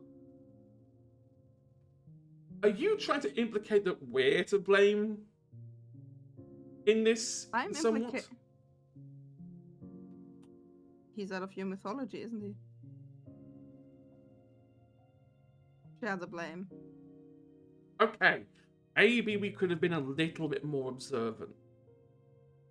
All I'm trying to say before you start attacking us is that while Carlisle's an idiot, and as much as I don't like him, he wasn't a knowing idiot. And someone else has played him just as much as you've been played. So, if we age him back, he will have one more life till 22, right? If you age him back so that he... If you aged him back long enough that you broke him into his first ever life, in theory he never would have touched the book. This version of Carlisle. Therefore, he would just live a normal life. He would die of old age. But would have anything of this had happened? Theory, no. We're 9 realities back.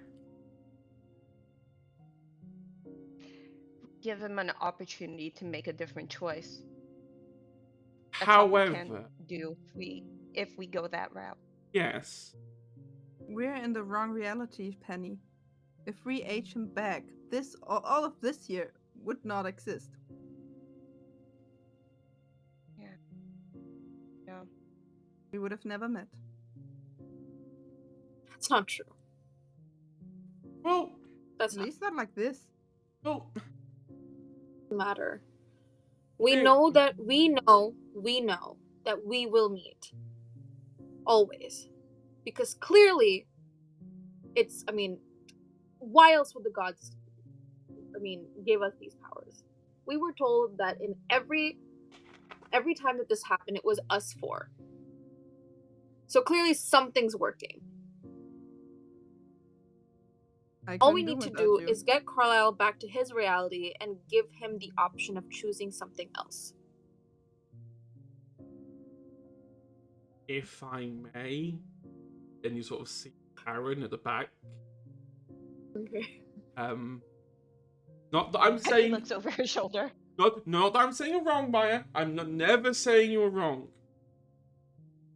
But hear me out. You age Carlisle back to his first original self, but you don't send him back.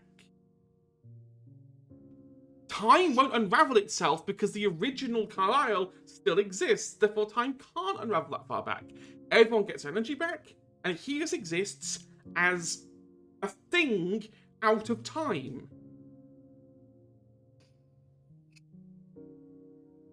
Don't get me wrong, we can't keep him here because if older Carlisle and younger Carlisle touch each other and like handshake or give a high five, it could unravel reality in a nutshell.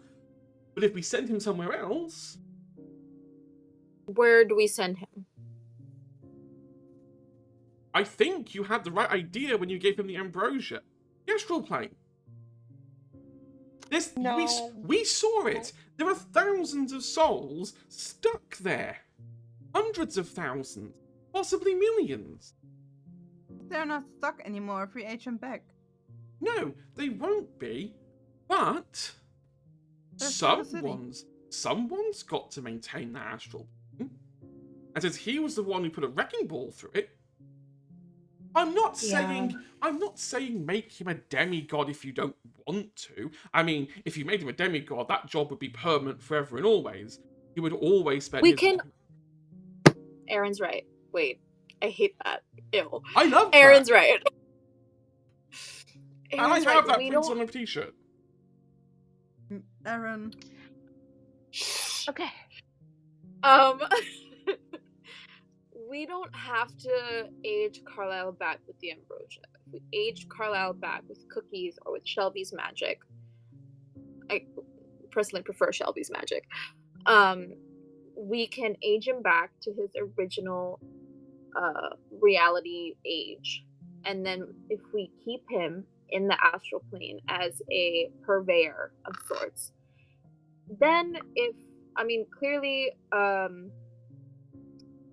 that comes with a job, which is maintaining the astral plane, and it's not unknown territory to Carlisle. Cordelia is also there if Carlisle ever wants some sort of guidance, I guess. And if Carlisle does like a good job, maybe the gods could consider godhood on Carlisle. Does he age in the astral plane? Do we age in the astral plane? Good question. She looks at all of the gods. Penny just looks. No, a person in the astral plane doesn't age. If they were stuck there forever, they would never age a day. That's why Maya's parents never aged. Barrier is a direct connection to the astral plane. What if Carlisle's job was just like barrier maintenance? He wouldn't be a demigod or anything. He would just be like making sure we're all safe. We don't even need to give him any sort like demigod status, and I'm sure the gods would be totally chill with him just doing barrier maintenance. So he's gonna be the powerhouse of the astral plane? Gonna be the powerhouse of the astral plane, and Maya said that like if he does do a good job, if he like shows any sort of initiative or whatnot, gods could consider giving him demigodhood, because why not? They need someone. They need someone for the astral plane. Charon can't do both jobs always. Sounds like the long-term plan. If we have one, it's an entry-level job that has like potential for growth. Not quite. Because Carlisle, you never wanted to. You wanted to be older than 22. If we do this, you will probably never be older than 22.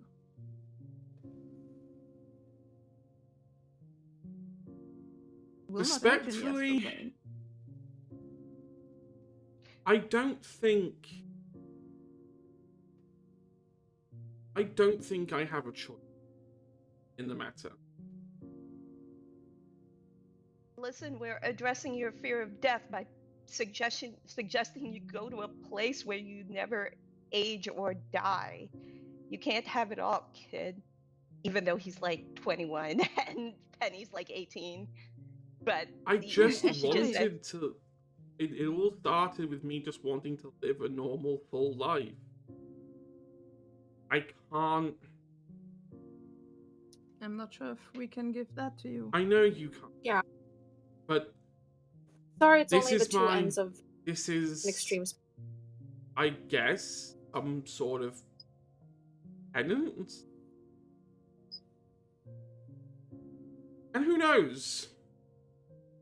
Maybe after I fix the astral plane and look after it for a bit, maybe the gods, instead of demigod status, could find a way for me to go quietly age somewhere in some other reality. Yeah. I mean, mean, that's the up gods to them. can We can only maybe do what we can gods age you? They could, in theory. The key to it would be to pull him out of the astral plane and put him somewhere else.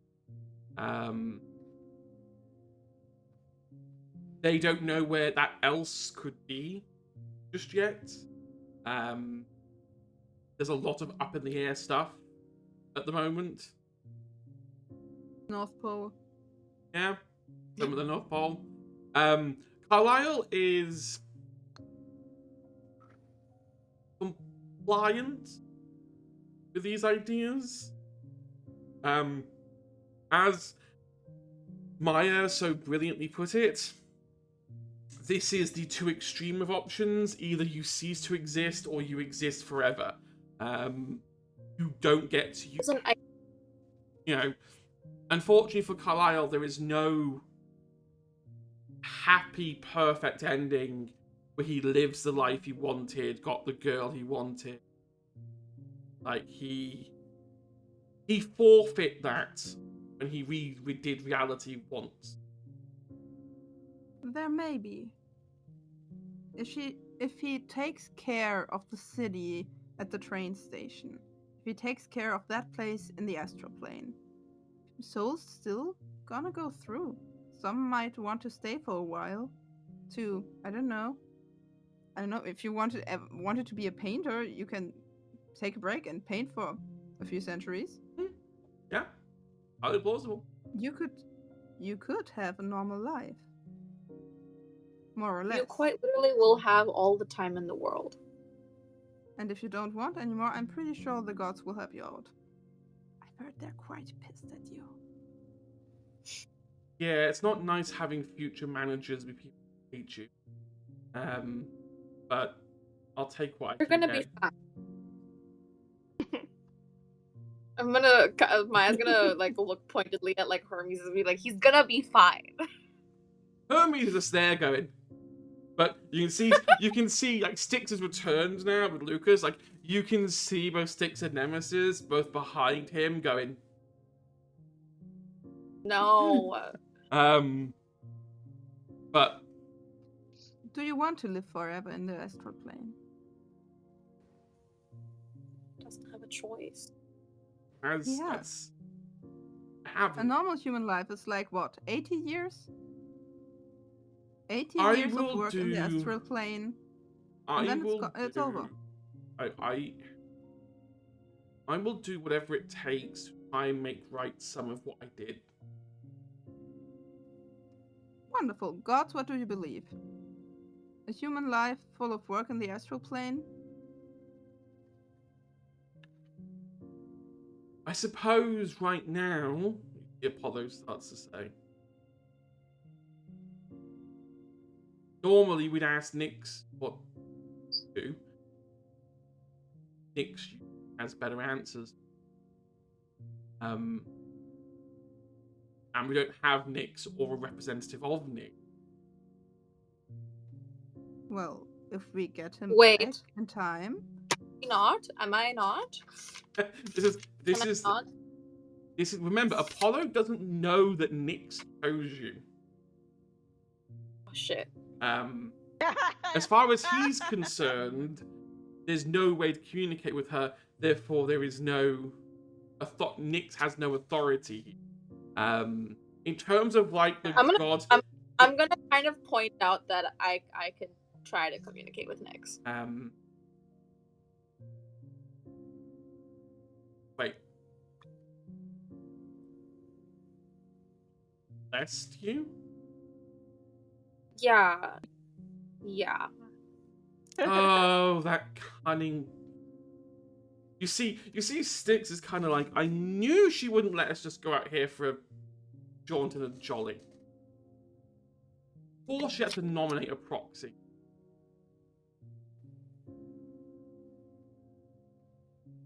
It also explains. Nyx and who was it? Just Nyx? Was someone else also? No. There was someone else. Hecate, yeah. In the hierarchy of gods, Nyx is like quite up there. Like you've got like Zeus and Nyx standing on like one podium, and then it sort of fades down. And I mean, Nyx actually gave you the power to summon deities to come and help you. While she can't communicate with the world, you are essentially her agent, her authority. You can try and communicate with Nyx if you like. I'm gonna try and communicate with Nyx. Roll me a d20 plus your magic die, and either can explode. Which, I'm sorry, roll a d20 plus a... Oh, d20, okay, sorry. A d20 plus your magic die, yeah. 2... Either can explode. 20 and neither exploded. Okay, flat 20. Awesome. It's a very weak connection. It kind of fizzles in and out for a moment before you hear a soft voice that you heard before, the soft tones of Nyx in the back of your mind. Hello, child. What does it require from me? Has Apollo started winding up Nemesis again? No, we think we may have a solution to everything. And we wanted a green light for your opinion on it. I need my opinion. It's good enough for you.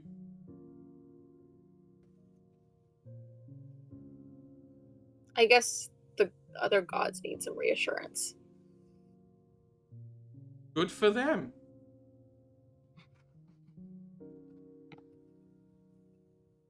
Oh, I'm sorry. They're gods.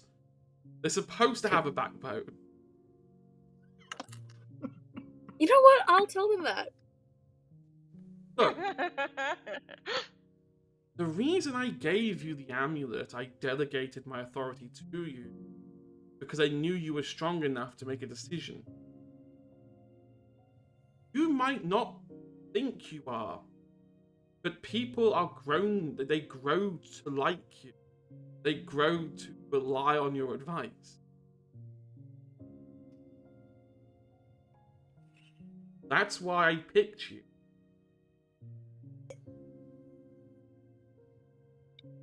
Then I already know what to do then. Fantastic. Can I now go back to my bath? Yes. Have fun. Whatever you decide to do, I am sure it is the right decision. Thank you. No problem. Someone will get the hot water again. And you sort of hear the connections like turn off in the back of your mind. I turn to Apollo and I say, yeah, so I talked to Nyx and she said that you guys should have a backbone and that whatever I say kind of goes. So here's what we're gonna do. You see Styx kind of goes, you know what, that actually checks out.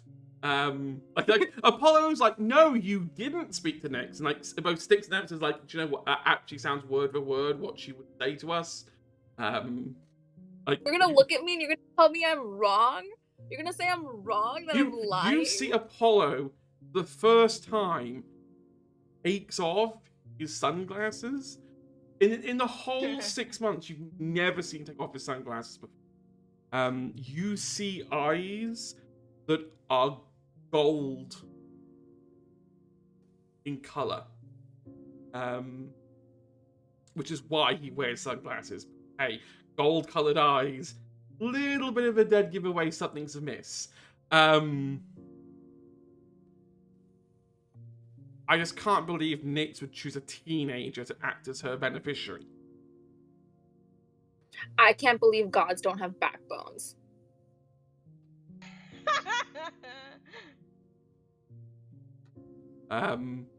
You see Apollo put his glasses back on, not say a word, and just kind of slowly retreat back a little bit. You see Hermes kind of like jump up a little bit and be like, you tell him. Best hype, man. Yeah. Oh, okay. I think, I mean, again, we kind of have no option other than to age Carl back and stick him in the astral plane. Okay. Cool. Nice. Shelby, would you do us the honor? Yeah. We can kill Amanda afterwards, okay? We get some ice cream and we're gonna kill Amanda. You don't mind if we kill your mom, do you? I mean, technically, she's not my mum. Great. What are we gonna do with the 7-year-old Carlisle, though? We look after him.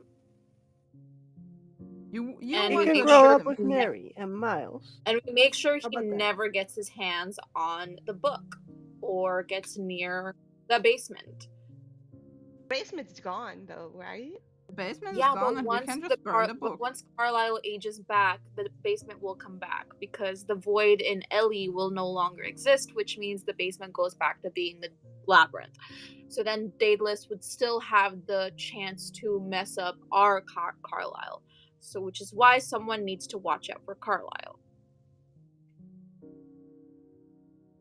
And now that we know Daedalus is up to something, maybe we can actually do our jobs. Wonderful. Exactly. And have more backbone. Aya, I am fully gay. Allow me to tell you, I Love you. Okay. Edge hates it here. No, I love it, and that's what I'm here for. Okay, so Shelby is going to reverse age Carlisle. Roll me. You have 2d20 in your fight now, don't you?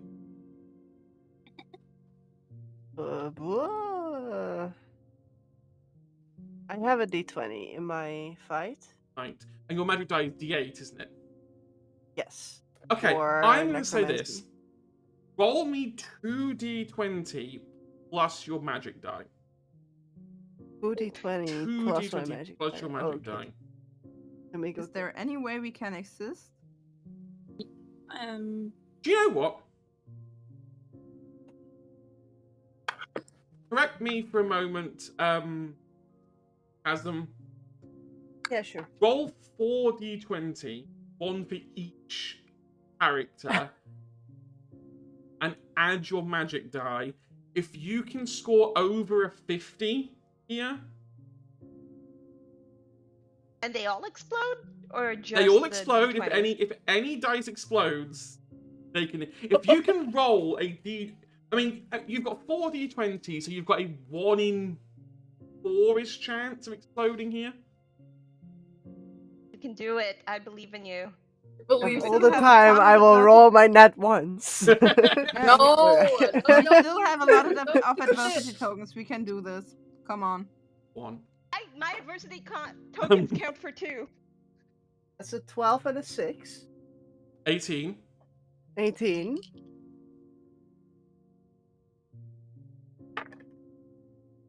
An 18 and a 13. That is 31 is 49. Plus an 8, which is the magic die.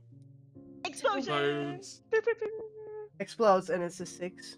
So it's 63. it's 63. Yeah. Yeah. Yeah. Shelby, explain to me how you transfer enough energy in a single piece of magic, send Carlisle all the way back to Reality 1 in a single go. So How are you going? Are you going to do it softly, or are you going to go in for? Shelby thinks back of when she met Thanatos Hmm? and the talk that he had saying about necromancy being the first type of healing magic, being life and death on the same coin. And keeping that in mind, keeping that balance in mind, she will slowly but strongly, she reaches out her hand to Carlisle. This won't hurt. It might sting. And then, without any pause, just trying to keep the balance and slowly but surely drain enough of his life force to make him young enough. Everyone else watches as Carlisle and Shelby get enveloped in a almost rainbow-colored distortion of light. As Carlisle slowly, to start with, starts bleeding years backward, but progressively gets faster and faster and faster and faster as Shelby dials through every single version of Carlisle's life. Those who are close enough, this radiant energy, in the backs of their minds can watch all of Carlisle's lives playing out in reverse. All the things he did, all the things he said, all the things he ate. And in every single one of them, you four appear in some kind of combination.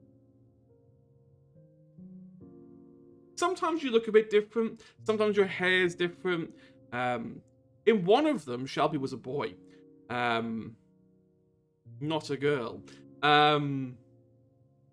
But you always appear. The gods weren't lying when they said you four were the constant. Realities change, but you four never did. There's a version where Mary did not exist. There was a version where Lilith and Claire did not exist. But you four always did. Always you four and Carlisle. No matter what combination of reality there was.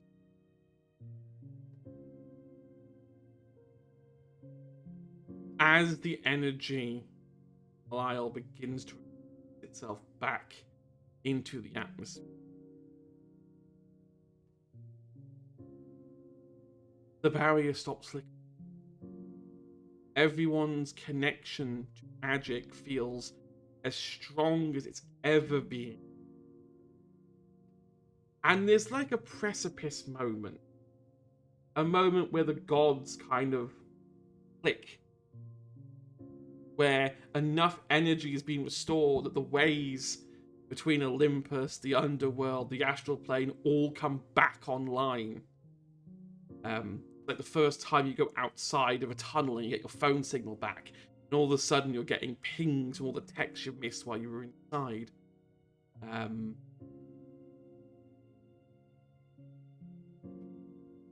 There is a flicker of fear in Carlisle. Fear that Shelby might go too far, that Shelby might wind his entire life out of him. The closer they get to one, the more afraid he looks.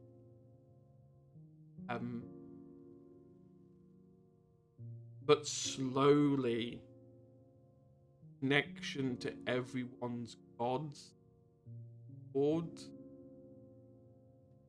Felix, your connection to nature is as strong as it's ever been for knowledge. You're inside a dark, shitty little warehouse in the center of a town. You swear you can hear every blade of grass outside.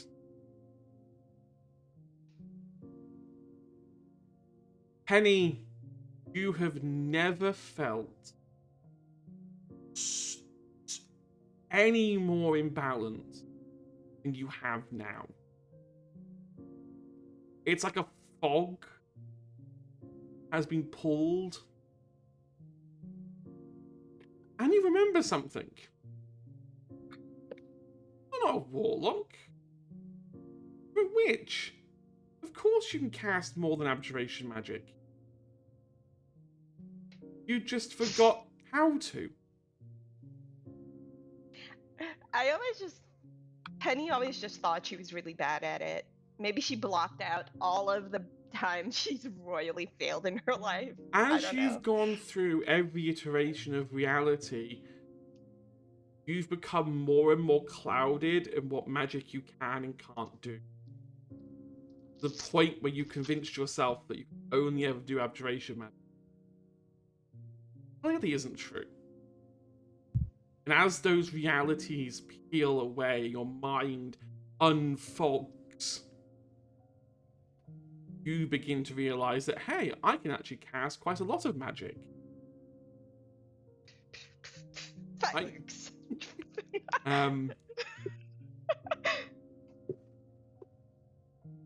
At first, Maya doesn't feel that much different as realities go back.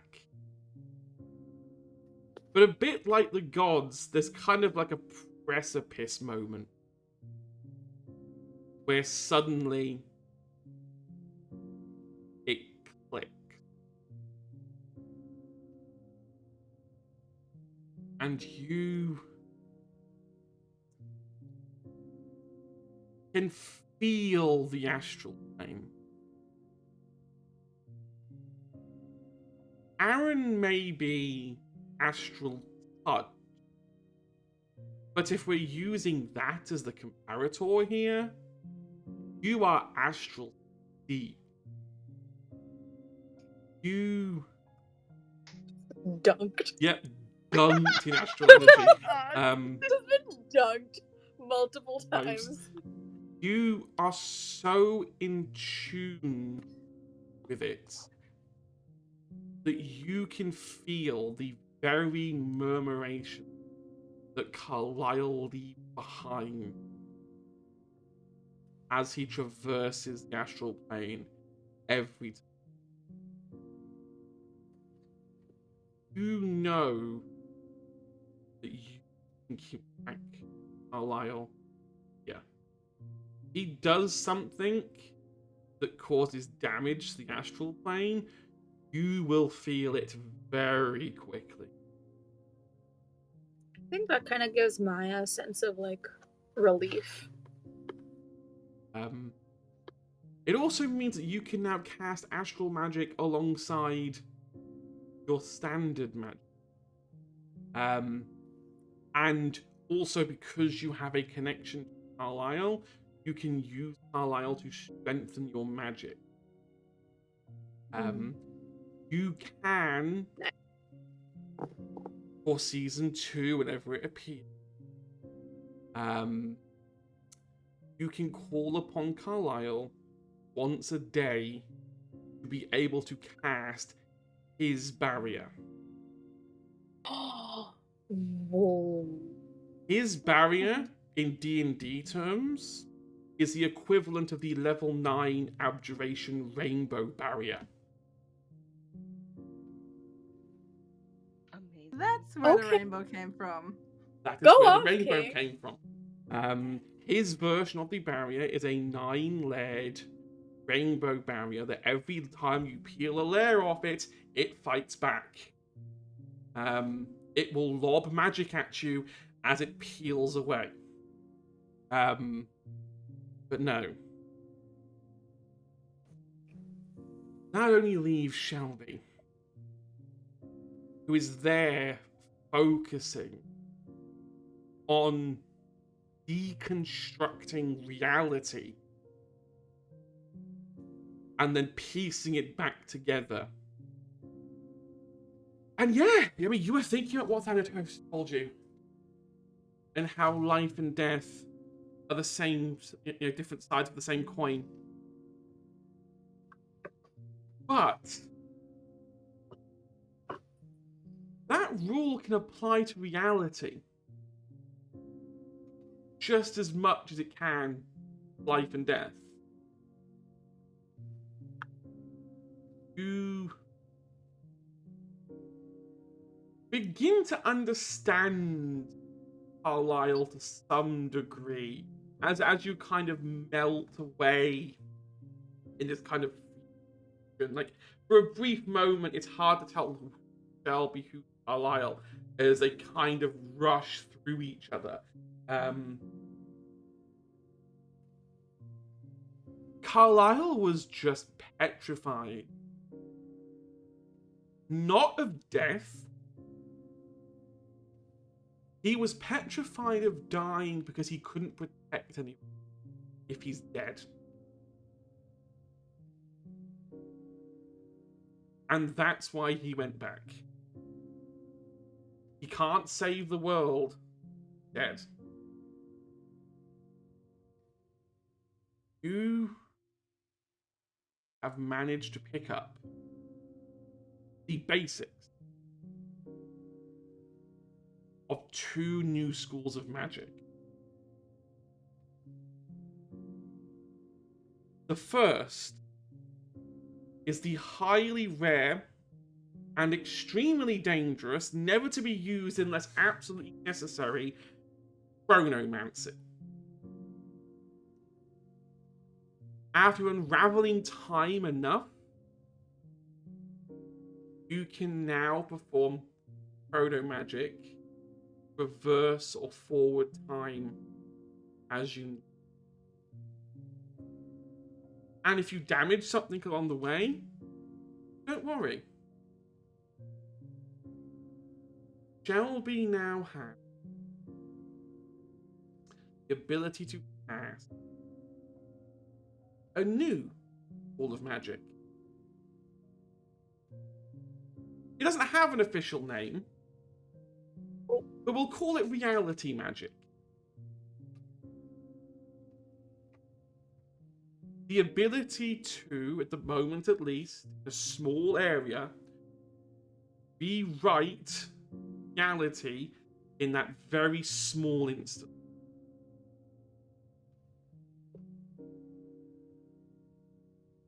In theory, this would allow Shelby to fix any lingering effect of going back this far.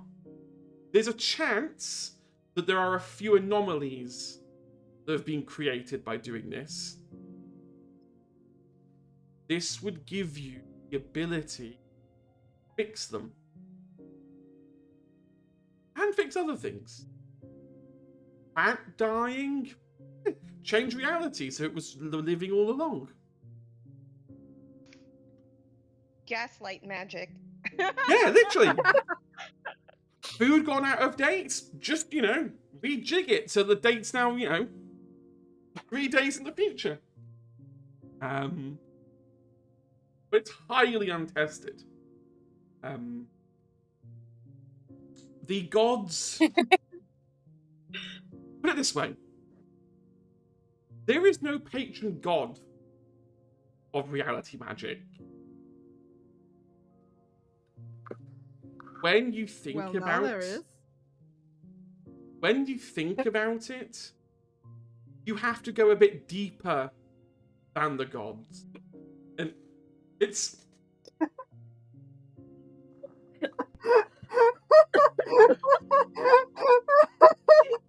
I will turn this bus around. So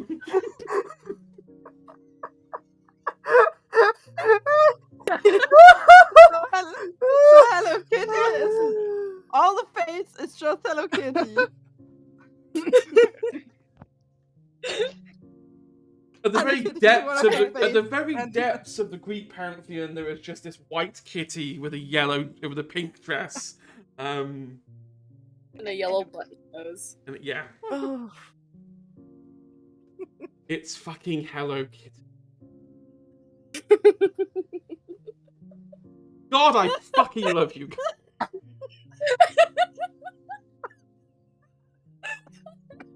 Okay, but it's like I it's had like it. shiny. But it's like shiny, like more expensive Hello Kitty, not like budget I Hello No, Kitty. no. No. It's It's the shitty Hello it's Kitty. like It's the the shitty Hello Kitty. $1 peel up sticker Hello Kitty. Not even with hollow effect or glitter. It's just the yes. No, not the budget Hello Kitty callback. I had it on such a lovely segue, and then Edge, at least Edge. it's not Garfield. At least it's not Garfield. I It's mean- just not Garfield. well, Mondays would be gone. Suddenly the 6-day week. Shelby just like, I don't like Mondays. We delete Mondays. Mondays no longer exist on the calendar. It's just Tuesday to Sunday. Anyway, before I lost my train of thought, there isn't a deity of reality magic. If you want to look for a sponsor for that kind of level of magic, you've got to look deeper than the Greek gods.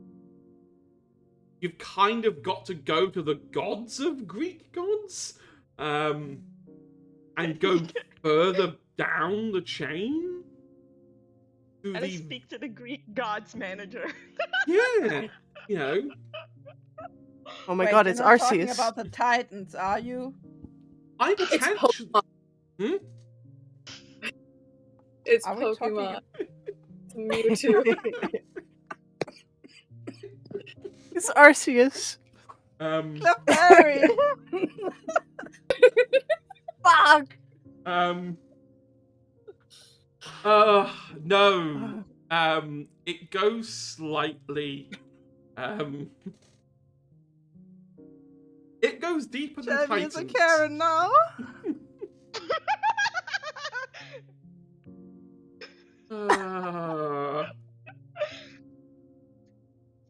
This is what happens when you give your players an intense session of figuring something out, and they decide to just go with it. No, that happens if you cast 4 Chaos Goblins as your group. This is on you. Oh, okay. And now have a And- kid. Okay, wait. 3 chaos goblins and a sleep deprived regular person. Are you talking about? Honey, you're one of the Chaos Goblins. Sorry to tell So, you. Only when I'm sleep deprived. okay, here we go. Take 3. We will get through this. So, as I was trying to get out, Yeah, you kind of have to go beyond the Greek gods, beyond the Titan, to what came before that. The patron deity, and I mean, deity really is kind of a bit of an insulting term, really, is chaos. Oh. As chaos fought, essentially created universe. In essence, if there's one person who's able to help you rewrite it and change it, it would be chaos. It's a magic so far gone and lost that even the Greek gods themselves are kind of like, oh, that actually still exists? That's still technically possible? But yeah. As you released the spell, where do you take Carlisle age-wise?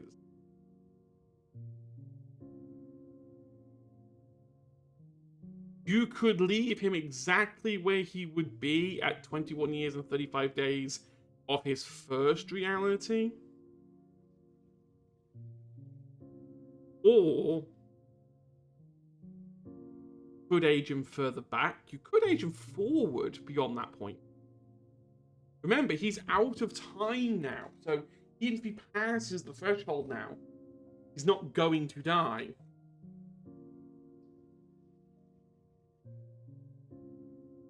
I'll make him our age.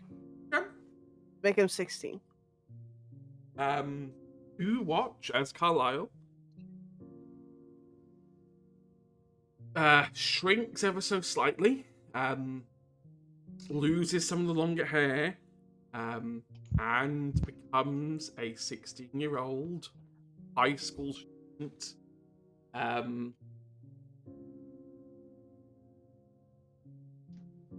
Oh, really? I hated high school. This just feels low. This is a low blow.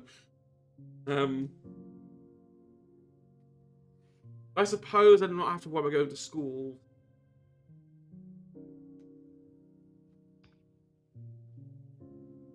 Suppose I have a new job to do.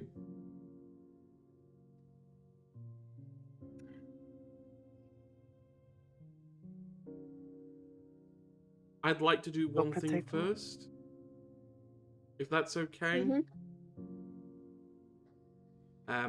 You see that Carlisle walks across the room, past the gods, past you, to Lucas. And he kneels down and looks at the necklace Charon gave to Lucas, which no longer works. Now that reality has gone back, it's a mundane necklace that does nothing.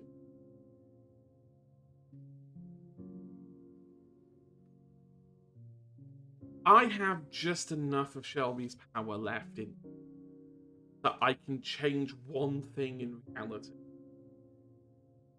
And while I really, really, really would love to age myself back to be adult again, I suppose I should do one good thing. You see that he puts his hand, Lucas's thumb, and this kind of mistiness in eyes that makes him blind and can't see begins to disappear as you see these really bright cyan blue eyes form as Lucas can now see without having to use astral magic. And the first thing he sees is Carlisle's face. So, you know, swings and roundabouts. I can see again, but the first thing I see is your bitch-ass face. Lucas immediately runs over to Maya, to actually, like, he's at first he can't tell who Maya is. Like, he knows you four, like, you four look like the group, but at first he's looking, because he's trying to work out which one of you was Maya based off what he heard. And he's kind of like holding his hands out for a hug. He doesn't know which, and eventually, go on. If Lucas is looking at Penny at any point, she just points at Maya. And yeah, you kind of see that he kind of like, I mean, he obviously he can't hug you like all the way up, but kind of like almost like, you know, wrapped himself around Maya's lower body. As he literally goes, "Thank you for getting me home." Oh no! I couldn't say it properly last time. Oh, it's okay. We all had to come home. And then he like looks across to Aaron, and is like, "I'm gonna use a naughty word. Don't tell Mum. But you were fucking useless."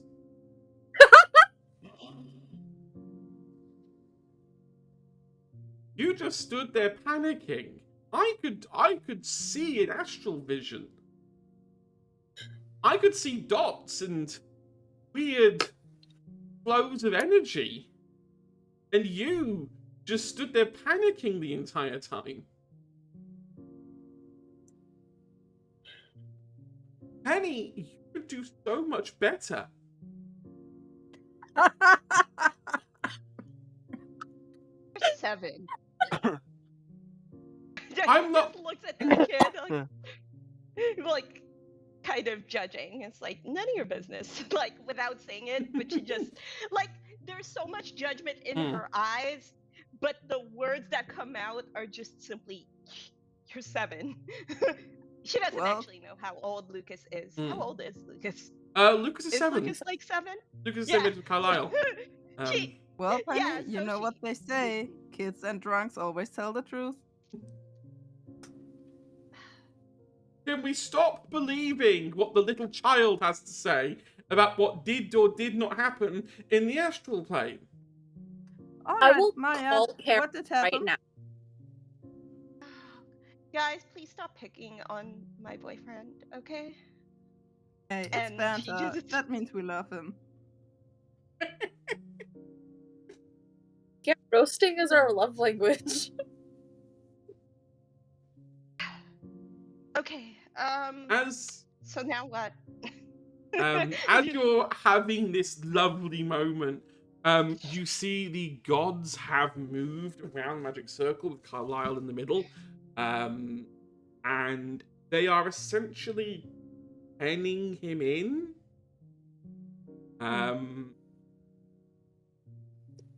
I'm gonna ask Felix if there's like a Ziploc of like cookies that he still has, so that Carlisle could take it with him. What kind of cookie? Aging up, aging down, normal cookies, emergency cookies, those who make you high. I have a lot. To be fair, the train station in the astral plane has a lot of cookies. That's true, but to get to the train station will take some time. So maybe a couple of aging up, some normal cookies, like a mix of them. Keep him guessing. Some of the cookies that make him high to see what happens. It's like cookie roulette. Yeah, just those 3 types of Felix cookies takes in a little long, good look at Carlisle. I'm not sure he could like take the edibles I bake. So I don't just think I get could some normal either. cookies. Yeah. You see that the gods and Carlisle, the magical symbol on the side of his left neck.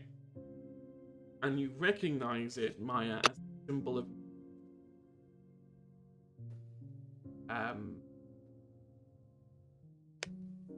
and at that moment, everyone in the room see at the front of the circle, dressed in her long black gown, flowing black hair, moon crescent-shaped necklace, very similar to the one that Maya is wearing around her neck.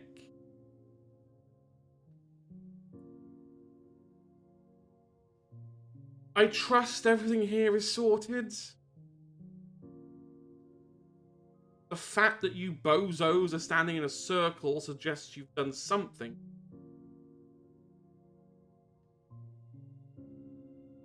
Was this one of those, we're going to bumble around like it's a holiday and, you know, have a bit of fun and let everyone else do the work? I don't know. Shelby, what do you say?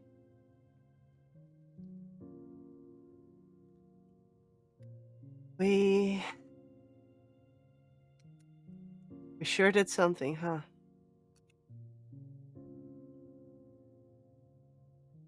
I think instead of making a whole thing about it, Shelby would walk up to Carlisle.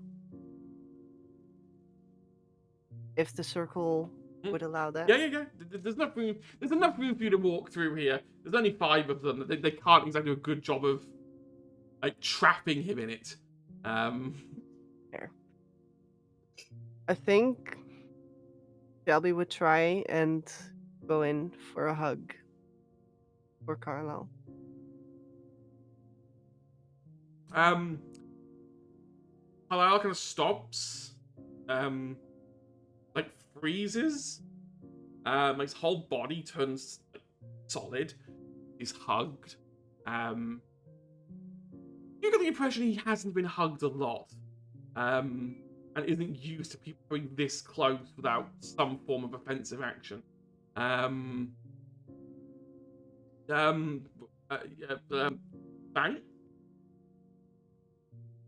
Right. I saw what you wanted.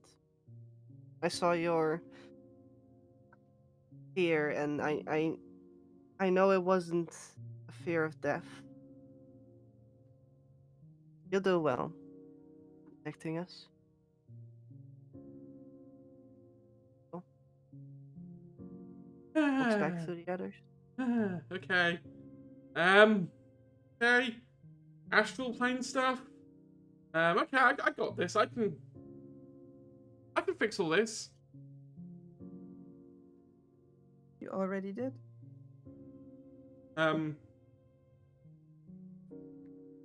Do I go?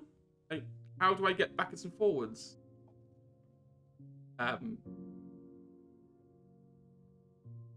You see the gods pull out. Nyx a necklace that has the symbol of astral magic wave symbol on it, and puts it around Carlisle's, which allows him to jump through the astral. He explains to everyone that for the safety of reality at the moment, Carlisle will not be allowed to jump back. He is still a young, in-training intern, who, you know, would be a flight risk and could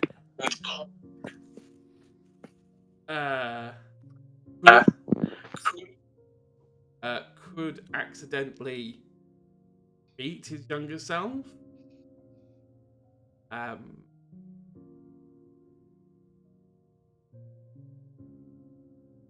Nyx takes a moment to study.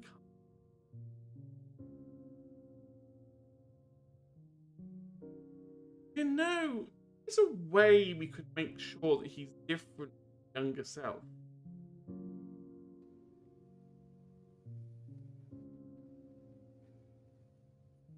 A little bit of transmutational magic.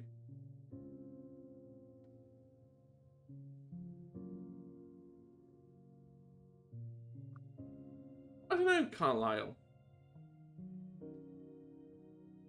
It would mean you could technically walk Earth again.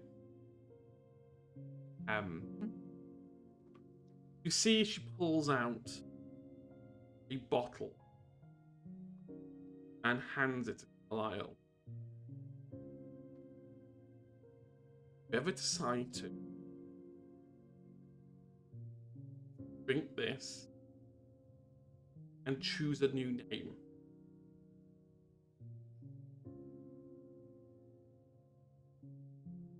mostly because I don't think Carlisle suits the lady.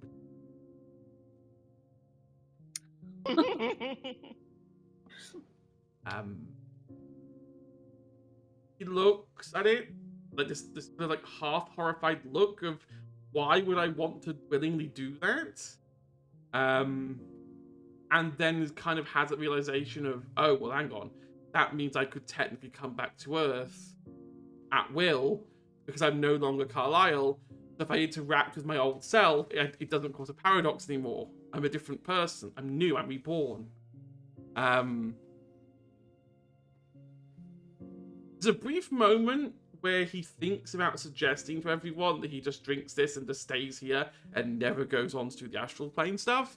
But he stops himself from doing that because he feels like he owes everyone in this room now. And it would be very selfish to then turn around and say, no, I don't want to do any of this, and I just want to be here. So he just he literally he puts the bottle in his pocket as he'll think about it. I'm going to go now. Thank you. Maybe one day I'll meet you all again. Under slightly different circumstances. We'll bake you some cookies. From what I gather, I have enough stock at the train station to keep going for a century or two. But the thought is there. Like that much. From what I gather, some of the gods have started a counterfeiting operation. What now? You see that Apollo kind of like pull the edge of his collar slightly, and it's like, how did you figure that one out so quickly, Carlisle? I put the cookies very deep in the astral plane. I didn't think you'd sense them that quickly. While you before Apollo jumped here, he had spent a lot of time reverse engineering the addictive cookies that Felix had made and was trying to replicate them. Couldn't quite replicate them perfectly. They were never quite right. So he sold them off to the underworld as cookies, and netted even more money than Maya made selling the cookies to Apollo in the first place. I didn't sell them to Apollo. No, you sold them to other people, who then Apollo took them from, and then started making duplicates. Essentially, what's happened is you've created a syndicate without you knowing.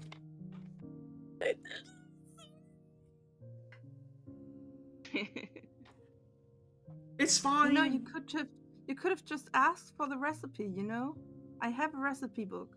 You know, this is the thing. I have your recipe book. I'm a god, but I can't replicate What it. now? You see that he waves his hand, because now magic is back and they can cast it at will. He waves his hand, and a book appears in his hand, and it is literally a carbon copy of your recipe book. Anytime you write something in your actual recipe book, it appears in this version of the book.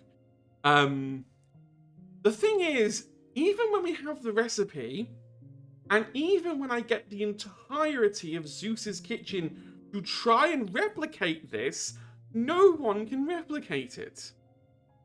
They are perfect cookies. We measured it. Time and time again, we measured it. And they were perfect. But every time we tasted them, they never quite tasted the same as yours. You have to do that. Make them with care. Oh, don't... you know what? Ask Hestia. I believe Hestia will know what is missing. Oh, this is not one of those stupid love and care and hope for the world kind of things, is it? No, it's gay panic. Well, how do I find gay panic and how do I put it into a cookie? You are the Greek gods. I believe of all the pantheons, you are the pantheon who knows the best about gay panic. I suppose I suppose every time reality's been rewritten, I've kind of forgotten a little about myself. Look at me. Look at me. I'm looking. Look at me, okay? You're looking. Great.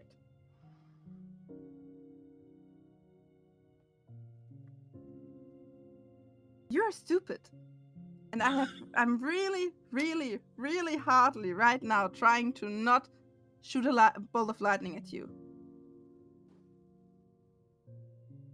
Please don't. We get that enough at home.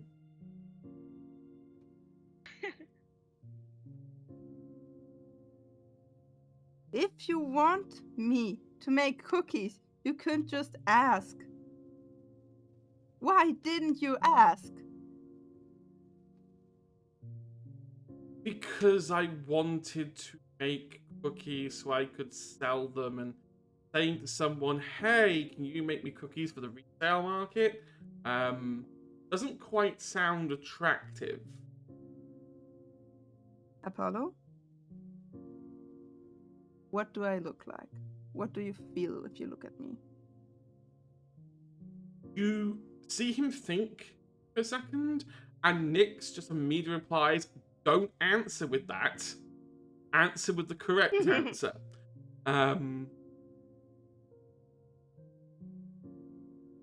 Someone kind, caring. Is the definition of gay panic. Not the last thing, not as much. I am calm.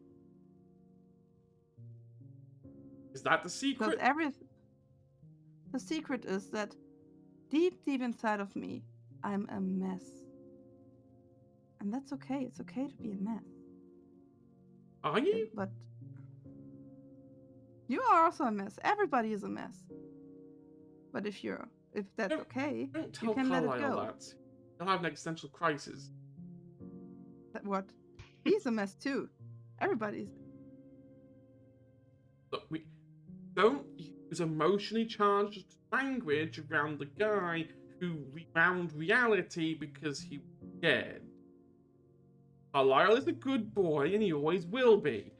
And he's perfectly fine, and we're just going to put him in the astral plane. Can't do anything stupid. Just saying. As long as you think like that, you will never get the cookies right. I'm sorry. It's fine. Just in orders like everybody else. But you know what?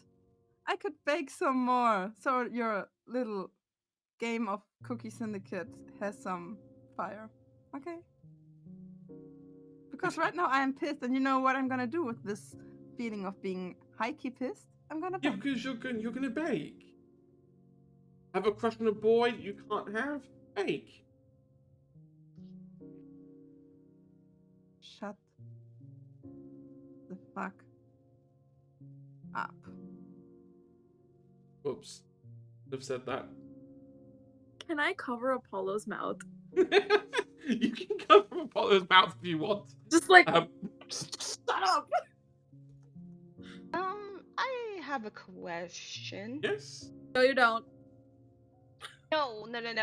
Have we done the thing we're supposed to do?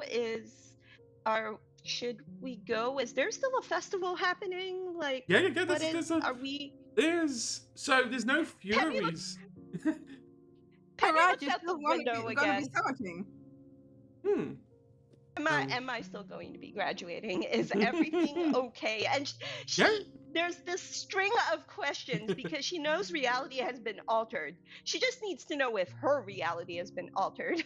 No, And she starts checking. your reality is just as you left it. The only things that have changed are things that Carlisle indirectly damaged.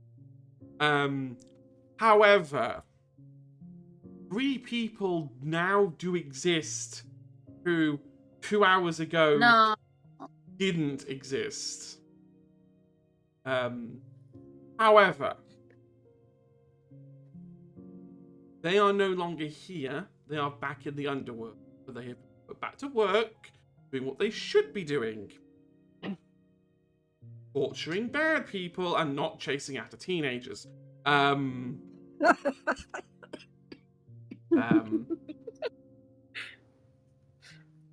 Penny. Torturing bear people and just bothering teenagers, you know, life. You know, one or the other. 2 options they have with their lives. I love Like, that. meddle Sometimes with not teenagers really. or, deal with bad people. And then Penny just looks at Aaron because they started a conversation that they need to really finish. And then she has that kind of like fidgety thing that she does, like, are we done here? Sort of, because she's down. because she is Penny and she's very, like, It's hyper. a little bit, yeah. So you notice that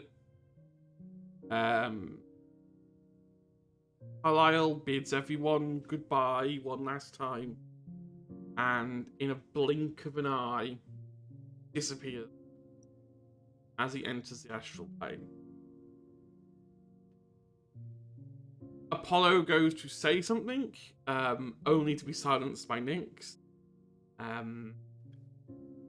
who is like, "You've all done really good work. You too. When we picked you as the constant, we didn't know how long it would take for it to click. In fact, we were worried at one moment it would never click. We'd never get you 4 in the right combination required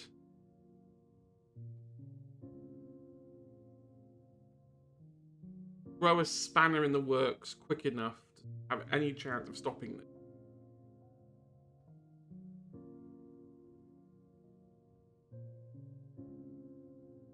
The irony is, the Oracle wrote it all down like this. We had the answer the entire time. Just none of us wanted to believe the answer because it meant waiting until the final try. And then it would all work out.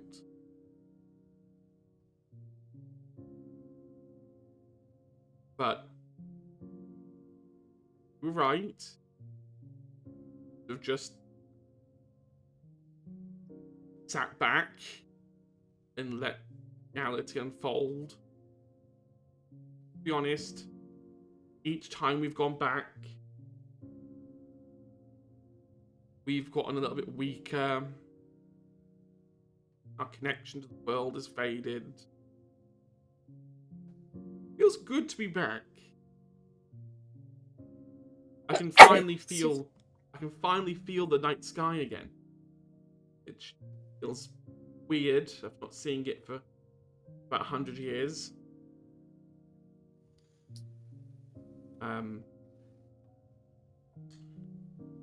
we're going to get out of your hair. Do you have a day, week, summer plan? And I'm sure we'll be in touch. I'm sure Apollo will try and hassle you for more cookies. I'm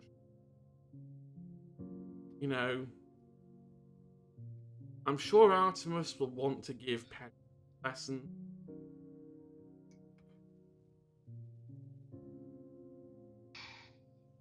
But for now, look after yourself. We have a lot of work to do on our end. I guess, thank you. Again. I have a question. Shoot. I mean, obviously you are real. Hmm? And obviously you are back. Hmm? What about the other pantheons? Are they real too? Are they back too?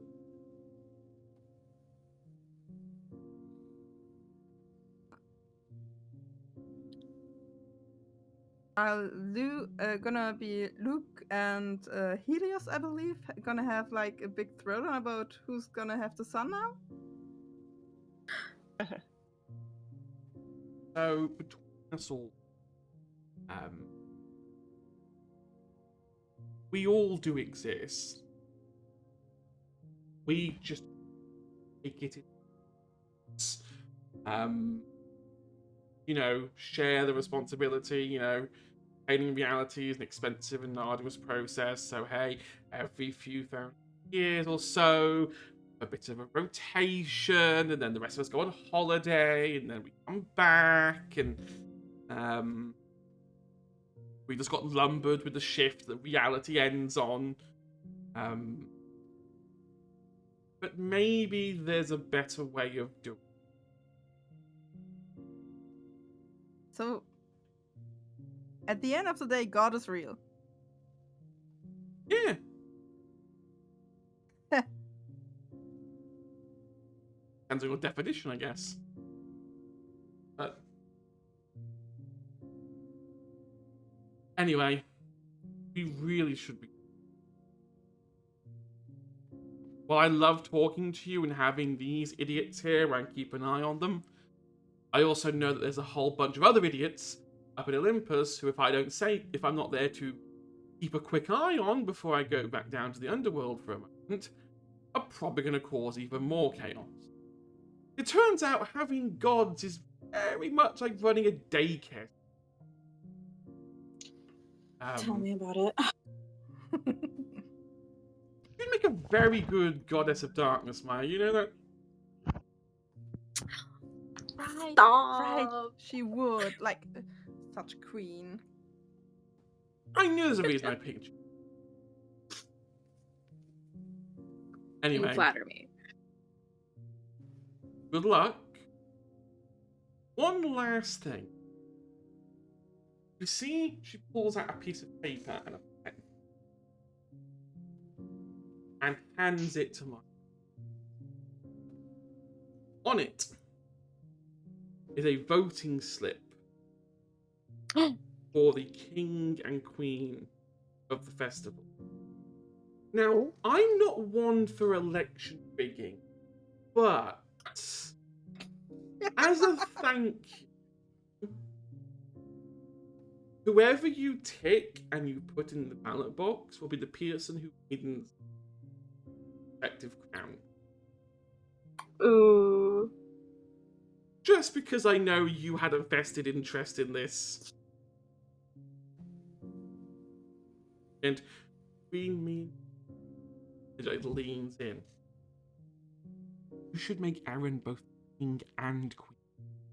It would really fuck with him.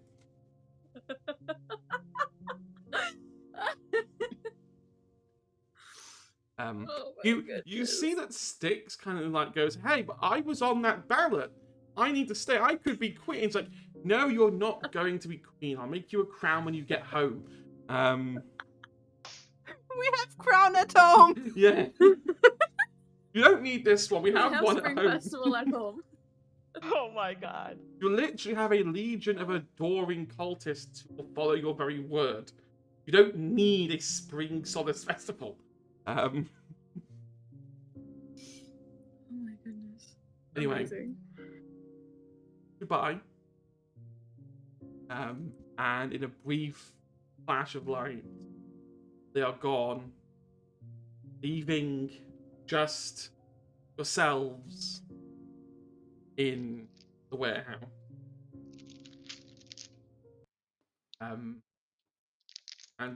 yeah,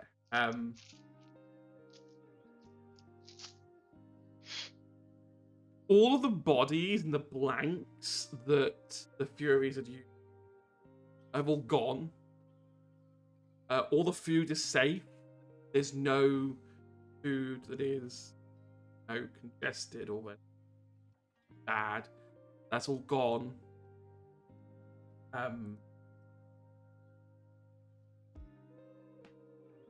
Who does the group nominate for festival king and queen in the end? Oh, is it a group thing? Maya is gonna ask the group. Maya is gonna be like, who do we want to mess with? So for queen, we had Lana, Styx, Maya, Ellie, and Aaron. I want to keep Aaron. Who do we have for king? For king, you have Aaron again.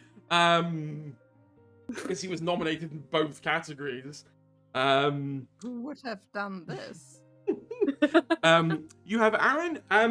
You have Felix. Someone nominated Felix.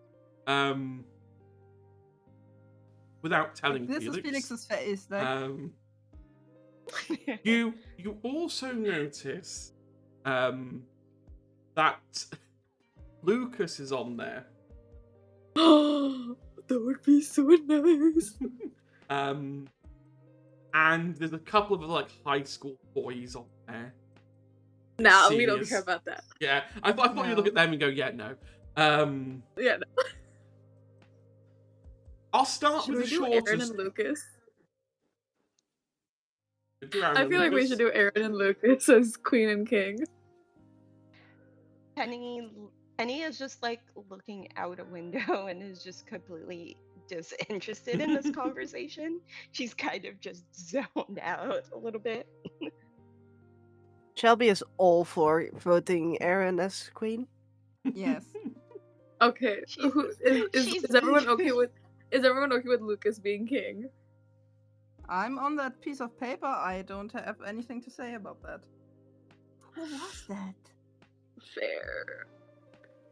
It wasn't anybody of you, right?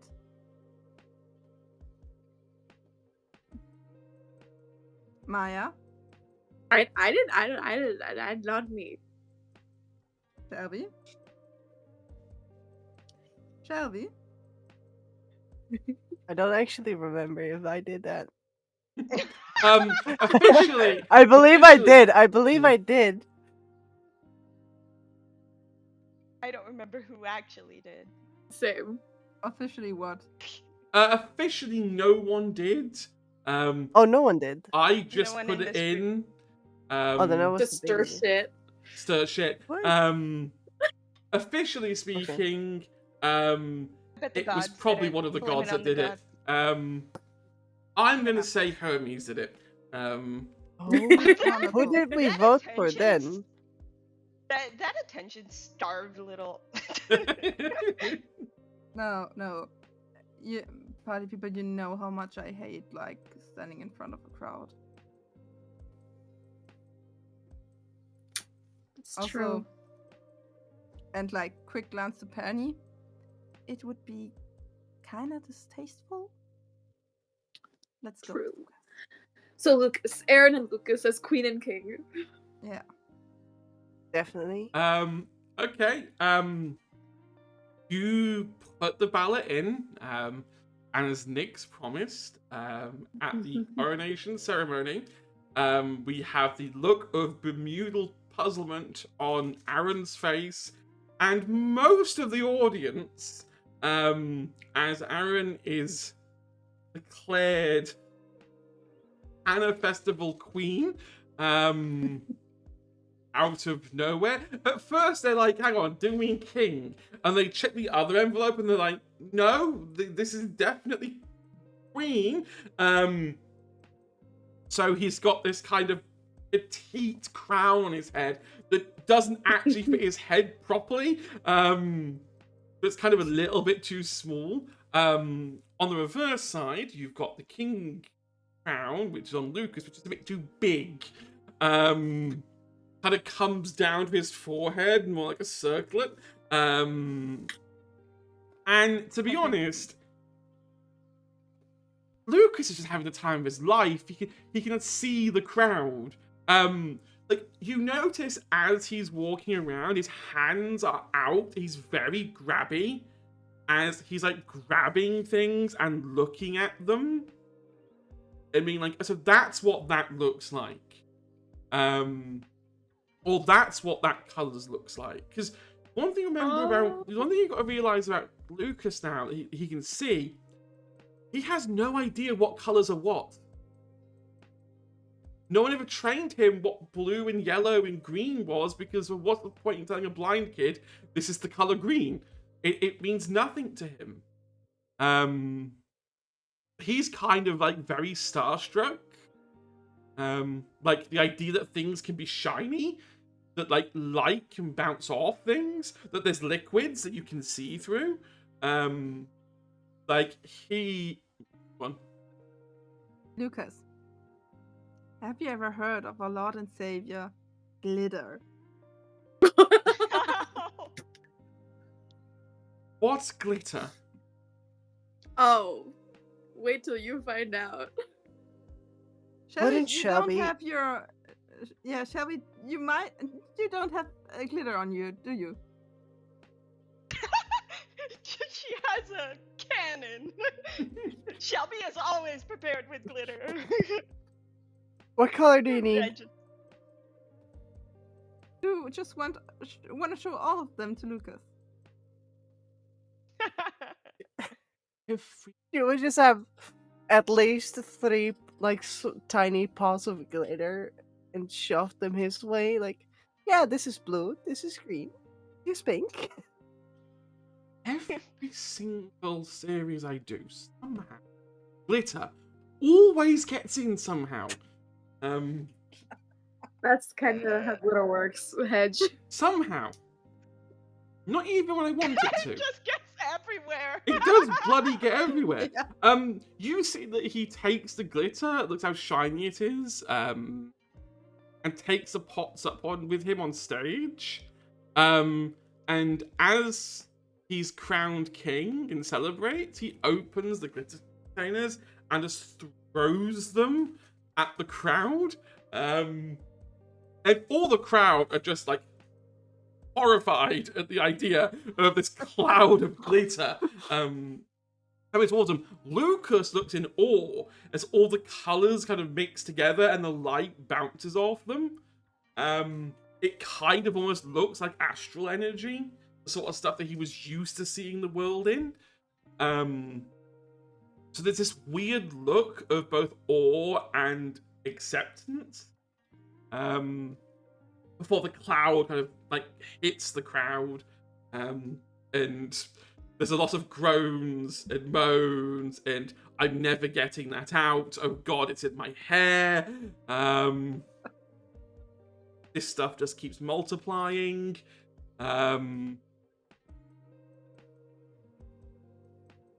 The witches are okay. Mary is fine. I know you're all going to be asking how Mary is. Mary is fine. Also little. Little Hurricane has spent most of the festival climbing things. And by the time that you find him, the founder's statue of the Montgomerys in the center of the town, he has climbed all the way to the top of this bronze statue, and is just sitting on the rancher's hat, kind of proudly displaying how high he can climb. Penny is in the crowd while this whole thing is playing out, and she's looking for someone specific. She's looking for Ellie. Ellie is at the back of the group, like back of like the big crowd. So a few ground rules for how reality unraveling work. Anyone who was aware of the altered reality can remember the altered reality. Anyone who wasn't aware of it can't remember anything that happened. Okay, so not even like the mundane stuff of just like day-to-day. Oh, day-to-day life was the same, but if you said to someone, so for example, Mary, because Mary wasn't that exposed, if you said to Mary, remember that time the whole labyrinth under the household disappeared, she'll just look at you for a moment and go, what? Whereas Ellie, because she was quite steeped in it, will remember the fact that it disappeared. So Ellie is very confused because she's now got memories of things that technically didn't happen. Okay. Yeah. And I think there's a moment where I guess because she's at the edge of the crowd, Penny is kind of on her way out, and she's doing that thing where she kind of just decides to go without telling anyone. And she just goes to Ellie and just says, "You win. I made it to graduation. I'm leaving and you'll never see me again." And then she waits a beat for a reaction. There is a deep look of confusion on her face for a moment. You can see, looking at her, her brain is like desperately playing catch up, trying to piece together everything that's been going on. Can I tell that she doesn't remember all of like the bad blood and all of the stuff, or like that she's trying to? You don't even need to roll. It's obvious that her brain is working overtime, try and piece together everything's happened. The first kind of hint that it's not quite all there is when she mentions, why would she ever be nasty? Someone who delved into a labyrinth to save her.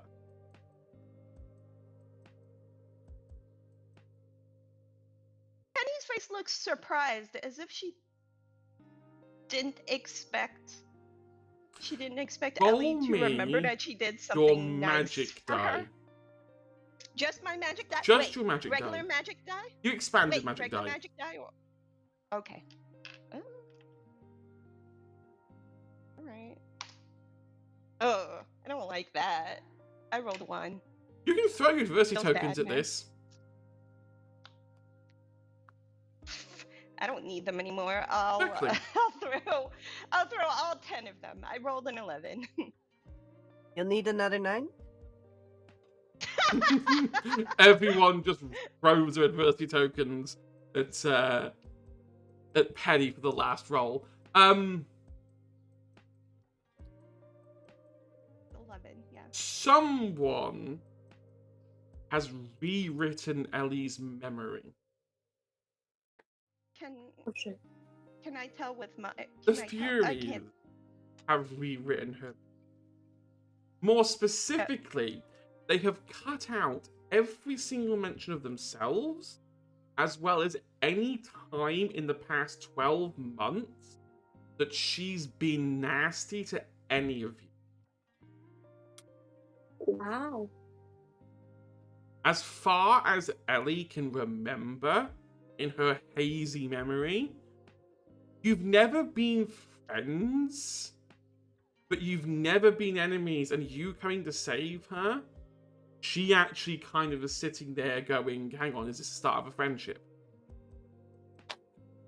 Penny is the one who looks confused now because she remembers everything. Yes, obviously you will remember everything that went on. But yeah, her memory has been very comprehensively wiped so that she never remembers the Furies in any way, shape, or form. She never remembered being nasty to. Nope. Oh Does- no, she doesn't remember the moon. No, she doesn't remember the moon. She also doesn't remember being. She doesn't remember being kidnapped. She doesn't remember having a husk version of herself created. She doesn't. All she remembers about all of that is at some point she was captured by some magical person, and you four came and saved her. Oh. And that's the only thing she can remember. And you get the impression, looking at this like memory patchwork of magic around her, that the Furies very carefully, the Furies went around that memory. They could have wiped it with everything else, but they specifically kept that one in. Can I see it via astral vision, like the pieces? Yeah. You can see, what her memory looks like. This applies to quite a few people as well. Lana's memory has been wiped. To the point where she never had a crush on Aaron. So there's no resentment there.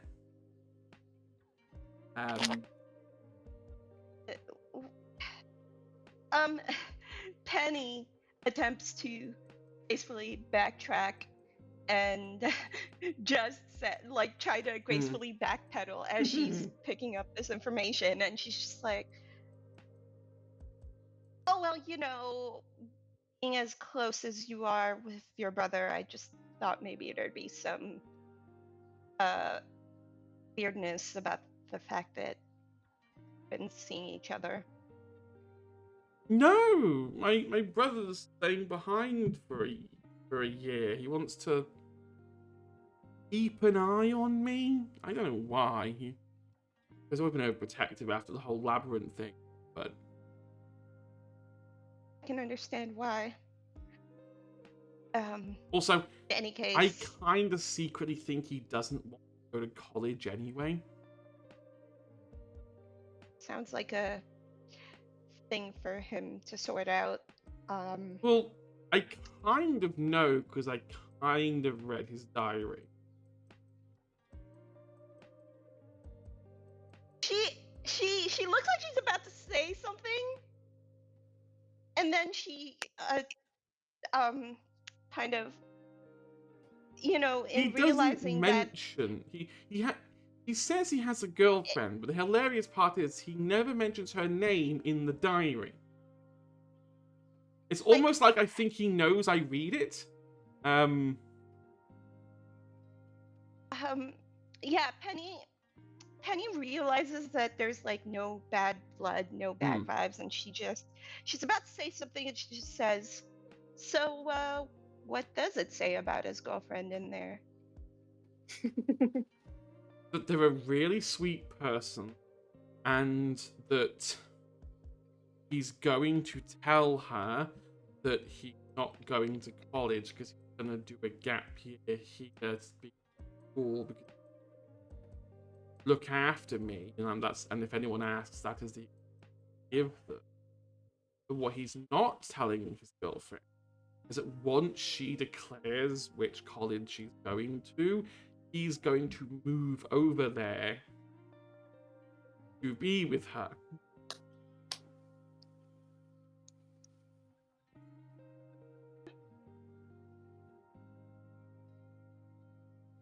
I don't know who it is. I can't think of who'd actually like Aaron in that way.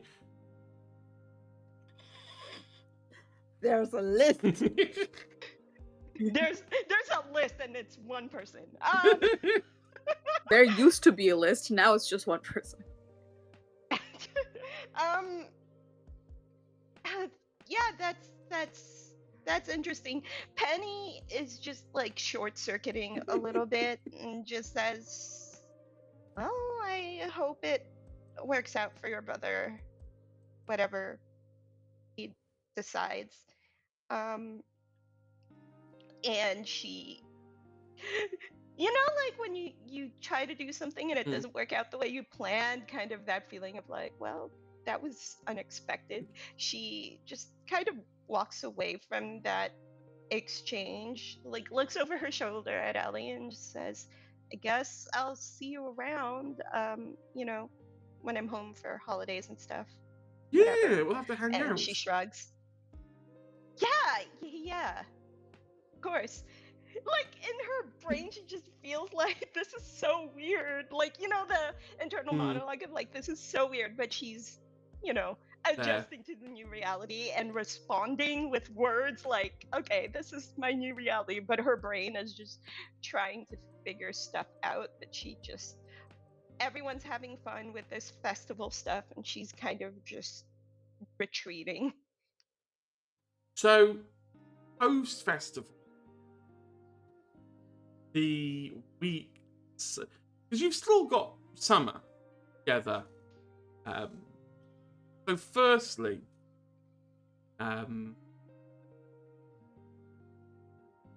you don't hear, as promised, the gods do not contact you during the summer.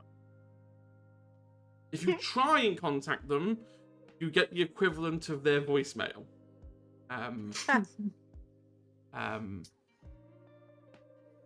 The Coven is a flurry of activity. Normal witchy business is now back in full swing.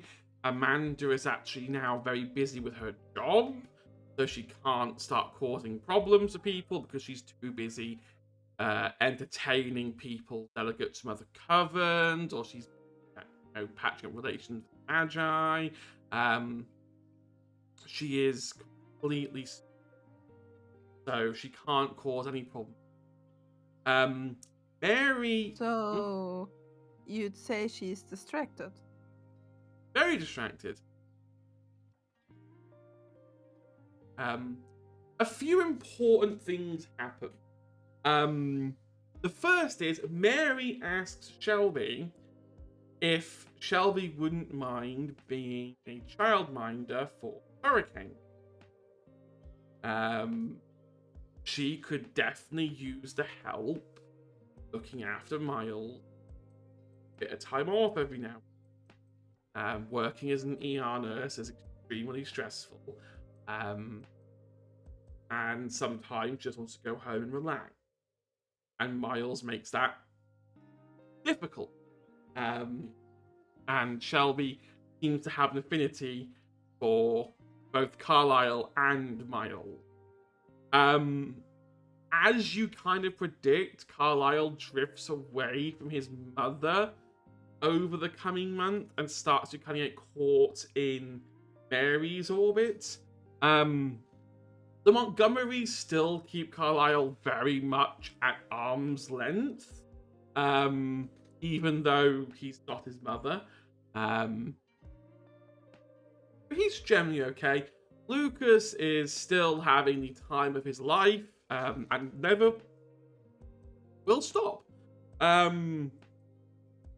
Fast forward like 15 years into the future, he ends up getting married. He has 3 kids of his own, all named after Greek gods.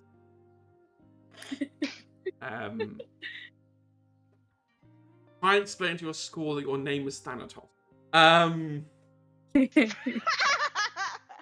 But yeah, he's very Are we much doing like, into the future epilogues? for you guys specifically, I'm gonna confine it to the summer, because we have other questions that might pop up later on. Question mark, question mark, question mark. The big question for Sure. Penny is which college did she decide to go to? Did she make her mind up? Yeah. She has decided to go to New York to a university there, because it's big into like performing arts and stuff. So And just sort of goes there to yeah. performing arts. Aaron pops the revelation on the final week of summer that he's going with you. What he did was he avoided, like, he kept telling you to put off booking accommodation, and it started to get to a point where it's like, you're so interested in this, like he was so bad at covering it up. For the first 1 or 2 times, it was obvious. The 9th time, yeah, it's clear he's planning something. He's got a job in New York. They've sorted out a place.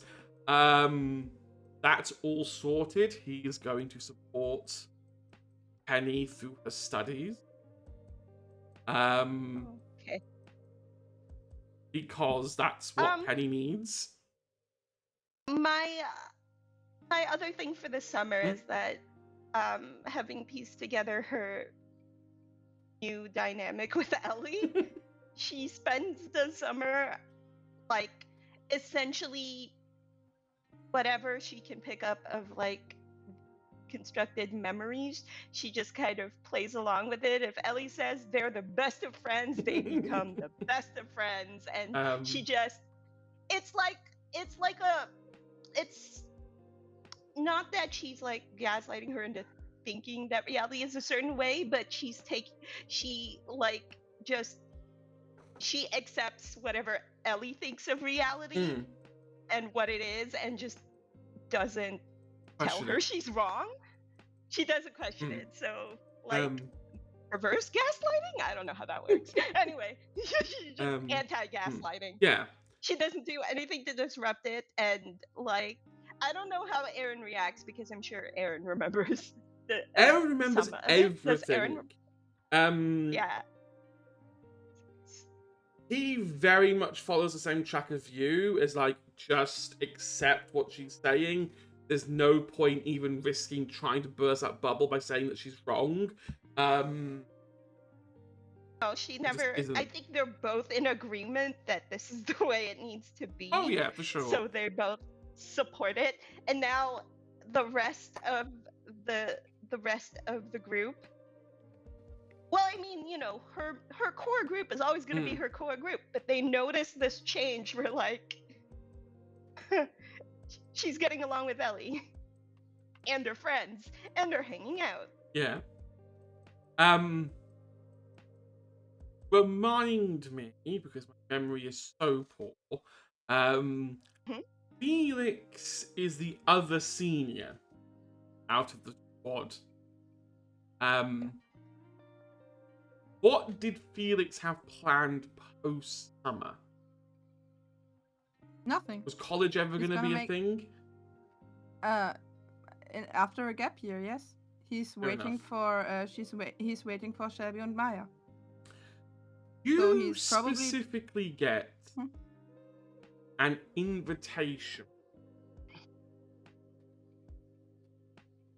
to a magical college. What? There is, in New York, a college dedicated to arcane study. Hidden in the depths of the city. It's mostly used by magi, because, hey, they control New York. But they do accept witches, they do accept vampires, you know, they accept anyone from any sort of supernatural, magically touched background. However, they do have diviners, and they are clever. So the invitation is front dated by a year. And you also notice that both Maya and Shelby also received one predated a year in advance.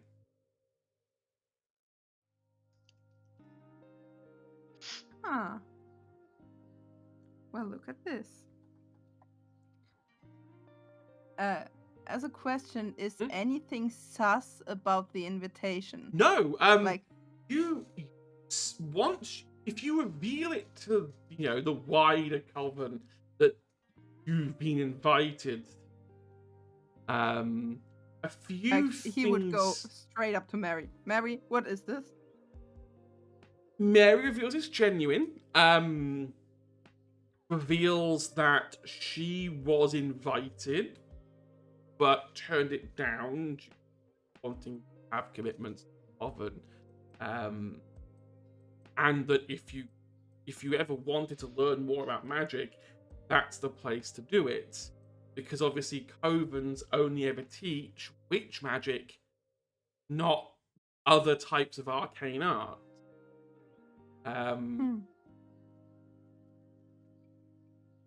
That, and you're also all exceptionally gifted. No, I'm not.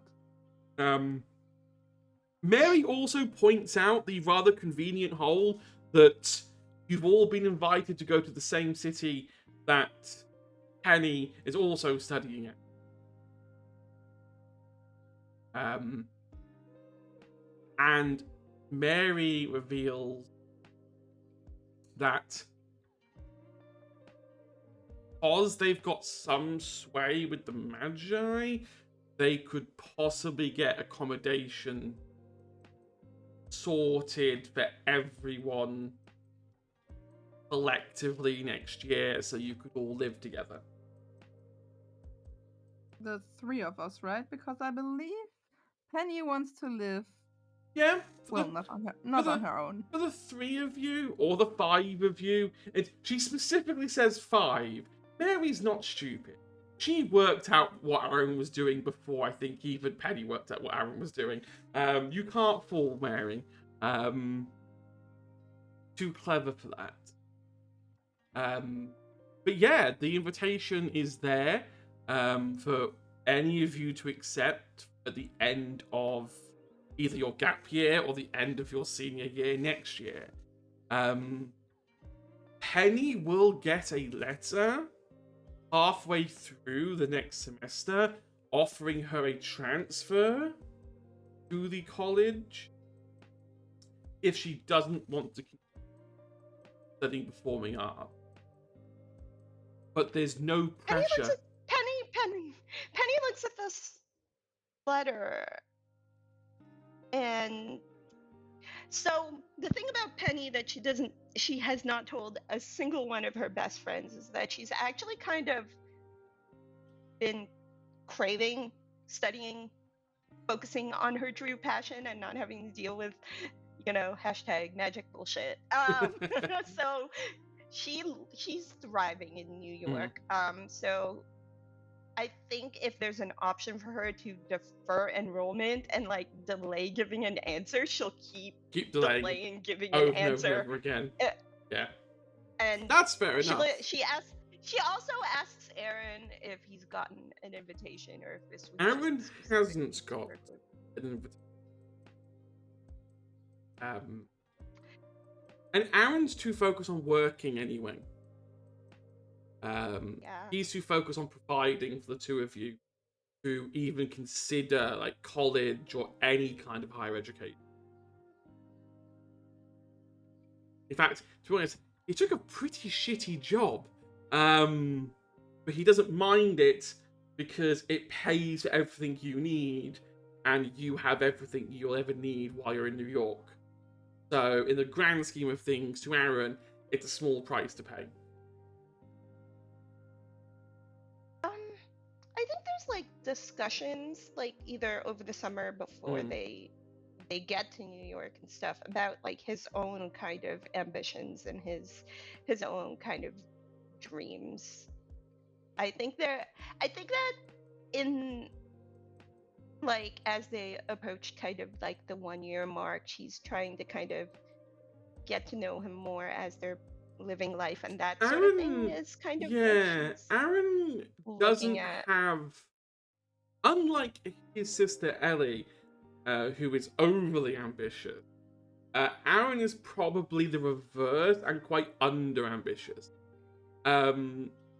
He values human connection more than material possessions and more than,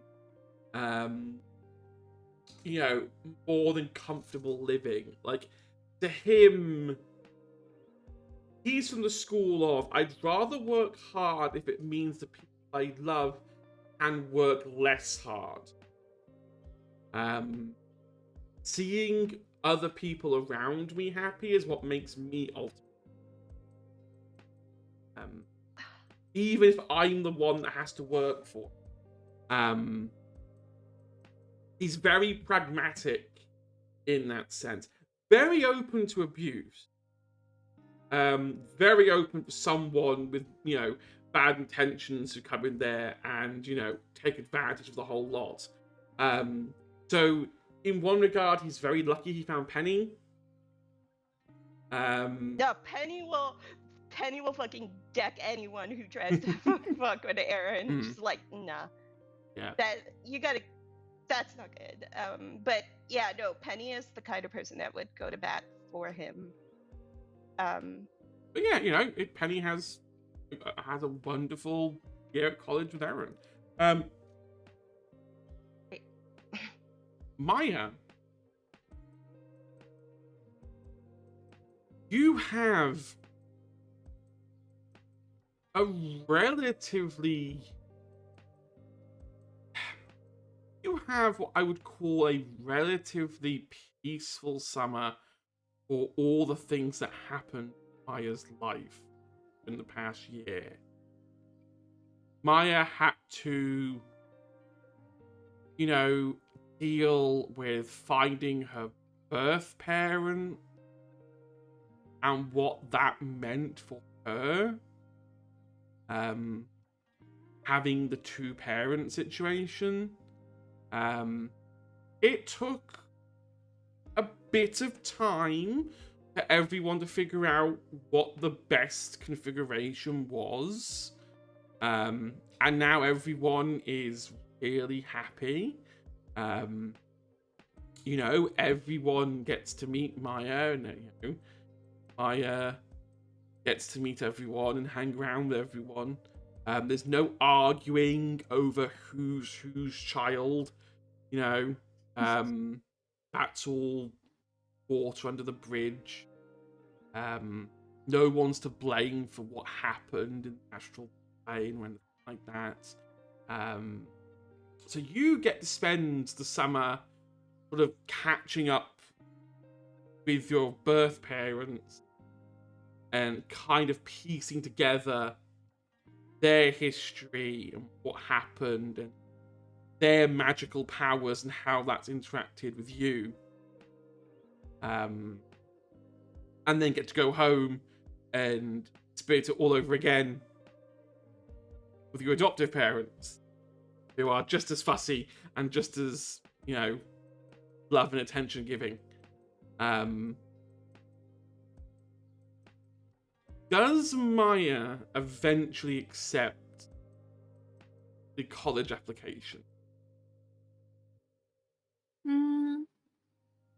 Or does she have plans to go somewhere else?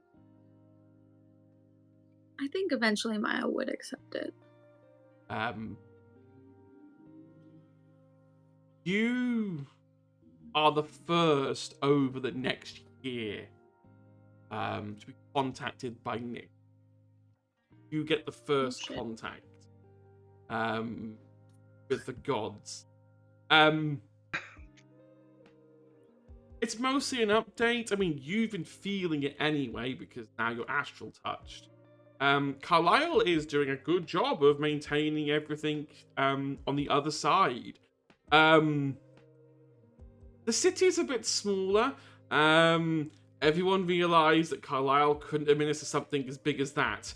Turns out Charon was doing a really, really big job on it.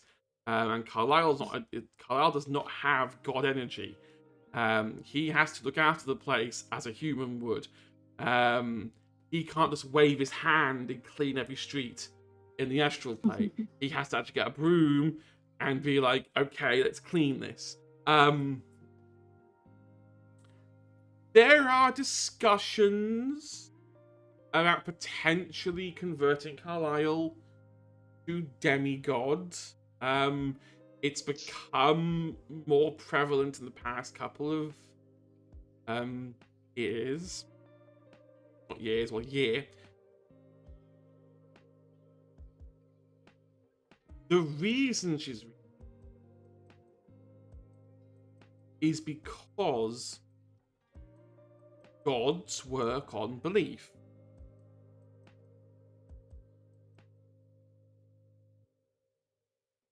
For it to properly work, Carlisle would need someone on Earth to essentially believe in him. And considering that you are now astral dunked, you are essentially the best candidate for that. If they're going to give Carlisle full control of astral magic, you are now the world's most proficient user of astral magic based on pure ability alone. You know, turns out being dunked astral magic is really good for you. Good for the skin. Exactly. So you are asked, would you be willing to essentially be a sponsor, I guess? A devotee. Yeah, a devotee. A believer. Yeah. So Yeah, I Um, would be. it's a Maya-shaped cult, and it's just Maya. Nyx is extremely happy. It'll give them just the confidence boost they need.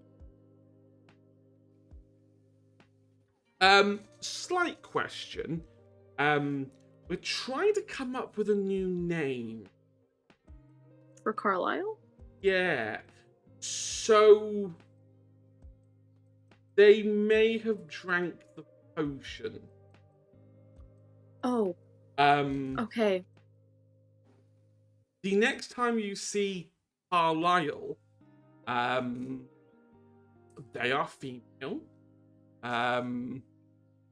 They have the same sort of hair color, but much more like flowing hair that doesn't quite. It's weird. It goes down their back, but it never actually touches their skin. It's like hovering just above the skin line. You notice their fashion is a mix of all of the four fashions that you have, all collectively between you. There is the kind of like left arm, which is just decorated in these kind of like golden leaves that like Felix would have. You've got this like kind of corset in the middle, which is something that Shelby would wear. And you've got kind of like the bottom, this kind of like athletic-y kind of penny-like trouser. And you've got on the chest this kind of what can only be described as a... It's almost like someone painted a stained glass window on the top of this corset, and on it is what looks like a person who looks like Maya standing under a moon. Ooh. Wow. Whoa. And they're very. You get the impression that they're very confused right now. They don't quite know what they're doing. They did this because they thought it would be easier, and now suddenly things have become a lot more complicated. And they don't have an identity anymore, and they're having a bit of an identity crisis. And I'll be honest, Nyx is a little bit over her head in this. Like, she's not used to dealing with identity crises. And her first response was, well, Maya's a teenager. They have identity crises all the time. Maya can probably solve this. And it's kind of like, you mind helping us out a little bit? I can try. It's fine. I can come back to Earth now. Maybe we can get Shelby to give me some actual fashion advice. Because if I'm perfectly honest, I do like the leaves. They do itch. And you see, Maybe we can. Nyx kind of goes, well, yeah, we did tell you to get fabric leaves, not actual leaves. Actual leaves will hurt.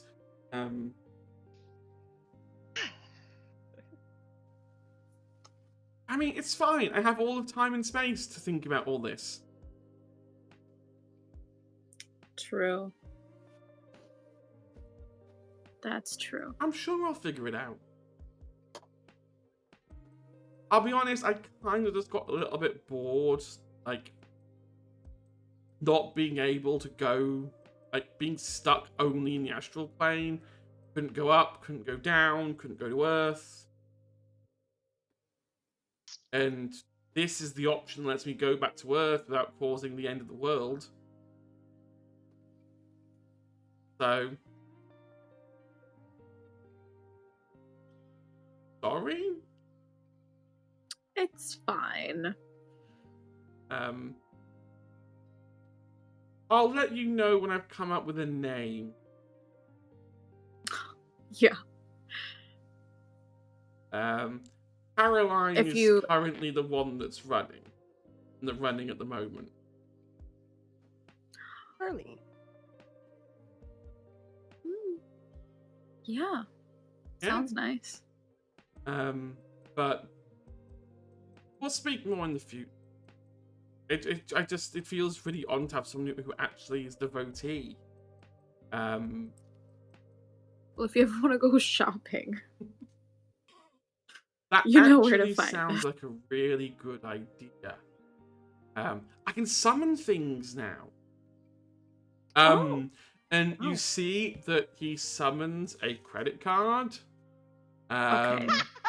And is like, it has no limit on it. Okay, that's for you to use. And you see Nick is kind of like, and that's what we call being irresponsible with giving humans unlimited credit cards where the bill can't go to anyone is not a clever idea. Although it is Maya, so you know, maybe you put a limit on it, but don't be stupid. It's fine. We'll go shopping when Nyx isn't around. We'll just hide in the darkness. Can't scry in everything. Nyx in the background going, challenge accepted. As for Shelby, you again get the same invite to the college after your final year of high school. You spend the next year, like beyond like the babysitting, childminding in the summer, kind of looking after quite a lot of like little anomalies have popped up around Tanner. Bits where like other realities are briefly leak in to this one. You're getting really good at it. You regularly now have contact with Thanatos after Nyx contacts Maya. And you get more training in your necromancy ability. Start getting better at it and start to learn the spells that would allow you to not just raise the undead. Any necromancer can raise the undead. It takes a truly exceptional to resurrect someone. You learn 2 new variations on your magic, on your necromancy. With the help of Thanatos, you learn how to resurrect someone, bring them back to life before death. You also learn how to reincarnate someone. If full-on resurrection isn't an option.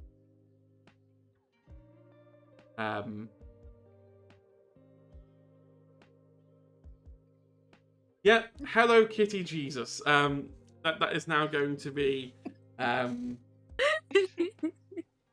is. I think Hello Kitty Jesus is the perfect way to wrap all this up. I hope everyone's had fun. Now I am become Hello Kitty Jesus. Oh Yep. my goodness, it was so much fun. Hope everyone enjoyed the end. I appreciate it's been a little bit longer as we wrapped up. I also appreciate that we completely forgot to take a break in the middle. All right. Yeah. Yeah, I am really, really sorry. Turns out I wasn't looking at my clock, and then when I looked, I was like, oh shit, it's 3 hours in. So whoops. This is the end of this chapter. As I've already been bullying. Friendly reminded. As I've been poked and prodded by my fellow campmates, telling me that it's really, really nice being here and we're gonna miss you and yada. I even bought a dice set for Felix. I mean, I won't use it. Yeah, I've essentially been emotionally blackmailed into running another series. I didn't agree to this until about halfway through this session, and then I was like, okay, I need to give myself a setup. And so I was like, well, I've got that college idea I wrote in my book the other day. And so, yeah, I've added New York College to the potential things that we can do. So we will be back at some point in the future with college age teens. Doing They're magic young adults now. Yeah, paying bills, having part-time jobs. What a nightmare. Yeah, studying and Adulthood. doing magic and being an adult. What fun. I am going to let everyone say their goodbyes. I'm going to start in reverse order, so I'm going to start with Anne. I have a question real quick, Hedge. Can I say the thing? Remind me of the thing. Remember when I said I would be someone else's problem? Or am I waiting on an announcement for that? Yeah, we're waiting on an announcement for that. Okay, in that case, speaking of waiting on an announcement, hi, I'm Anne. You can find me on Twitter at @exo_girl wonder, where said announcement will be posted, because now that this chapter of this story is over, I will become someone else's problem. So if you want to know more about that, check me out on Twitter, please. Yeah, I do a lot of stuff. Also, check Twitter for that. When I remember to self-promote, it'll be on Twitter. New York spinoff, everyone! Yay! Yes. Yeah, that's it for me. Handsome. Leah. Take it away. Yes. My name is Liam. You find me on at @a_musical_witch on Instagram, and outside of that, not much. So we'll just see. I'll be in the Discord. Join our Discord, and outside of that, I'll hope to see you again on another series. Yeah. I mean, I'm sure we can fit Leah somewhere. I have plans. I have too many plans. That's Somewhere the over problem. there. Oops, all gay panic. Let's make them all come true, Hedge. All of them. All of them at once. Now. All the gay panic. No break needed. There's no break needed. I don't know what you're talking about. Anyway, Agent P. Hello everyone, I'm Agent P. You can find me on Instagram at the.agent.p and on Twitter at theagentp_. It was really nice playing with this group of people, and I really enjoyed all the sessions, and I'm actually gonna probably go back the next few months and probably watch the VODs of it all.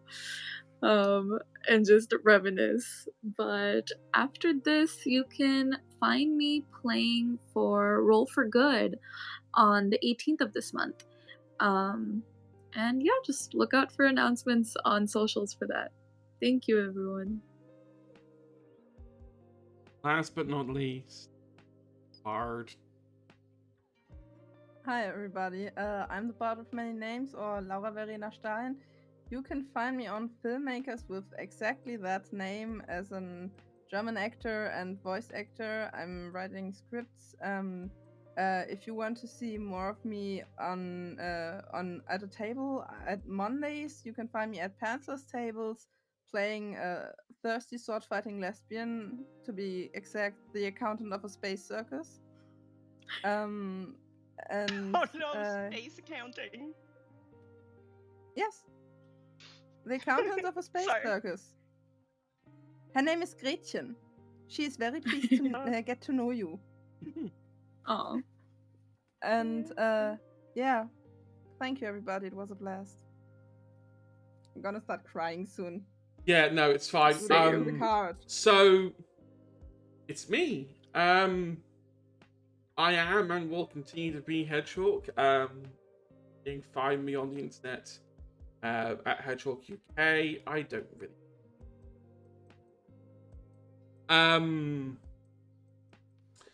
I'm here all the time, unless people invite me out to other places. This is my home. Next week, this time next week, we have our Cyberpunk game starting. Which reminds me, I need to go and write that. I need to write the first episode. This Thursday, we have our new long-form vampire game. Kicking off the second episode. I also should probably write that. Well, it's fine. I'm not taking on too much. It's fine. I'm just very lazy and don't usually write my sessions until like the hour or two before the session starts. This will be uploaded to YouTube within the next couple days, and then the whole AP is on there for you to watch at your leisure. It's been an absolute blast. I love you all. This has been an amazing story.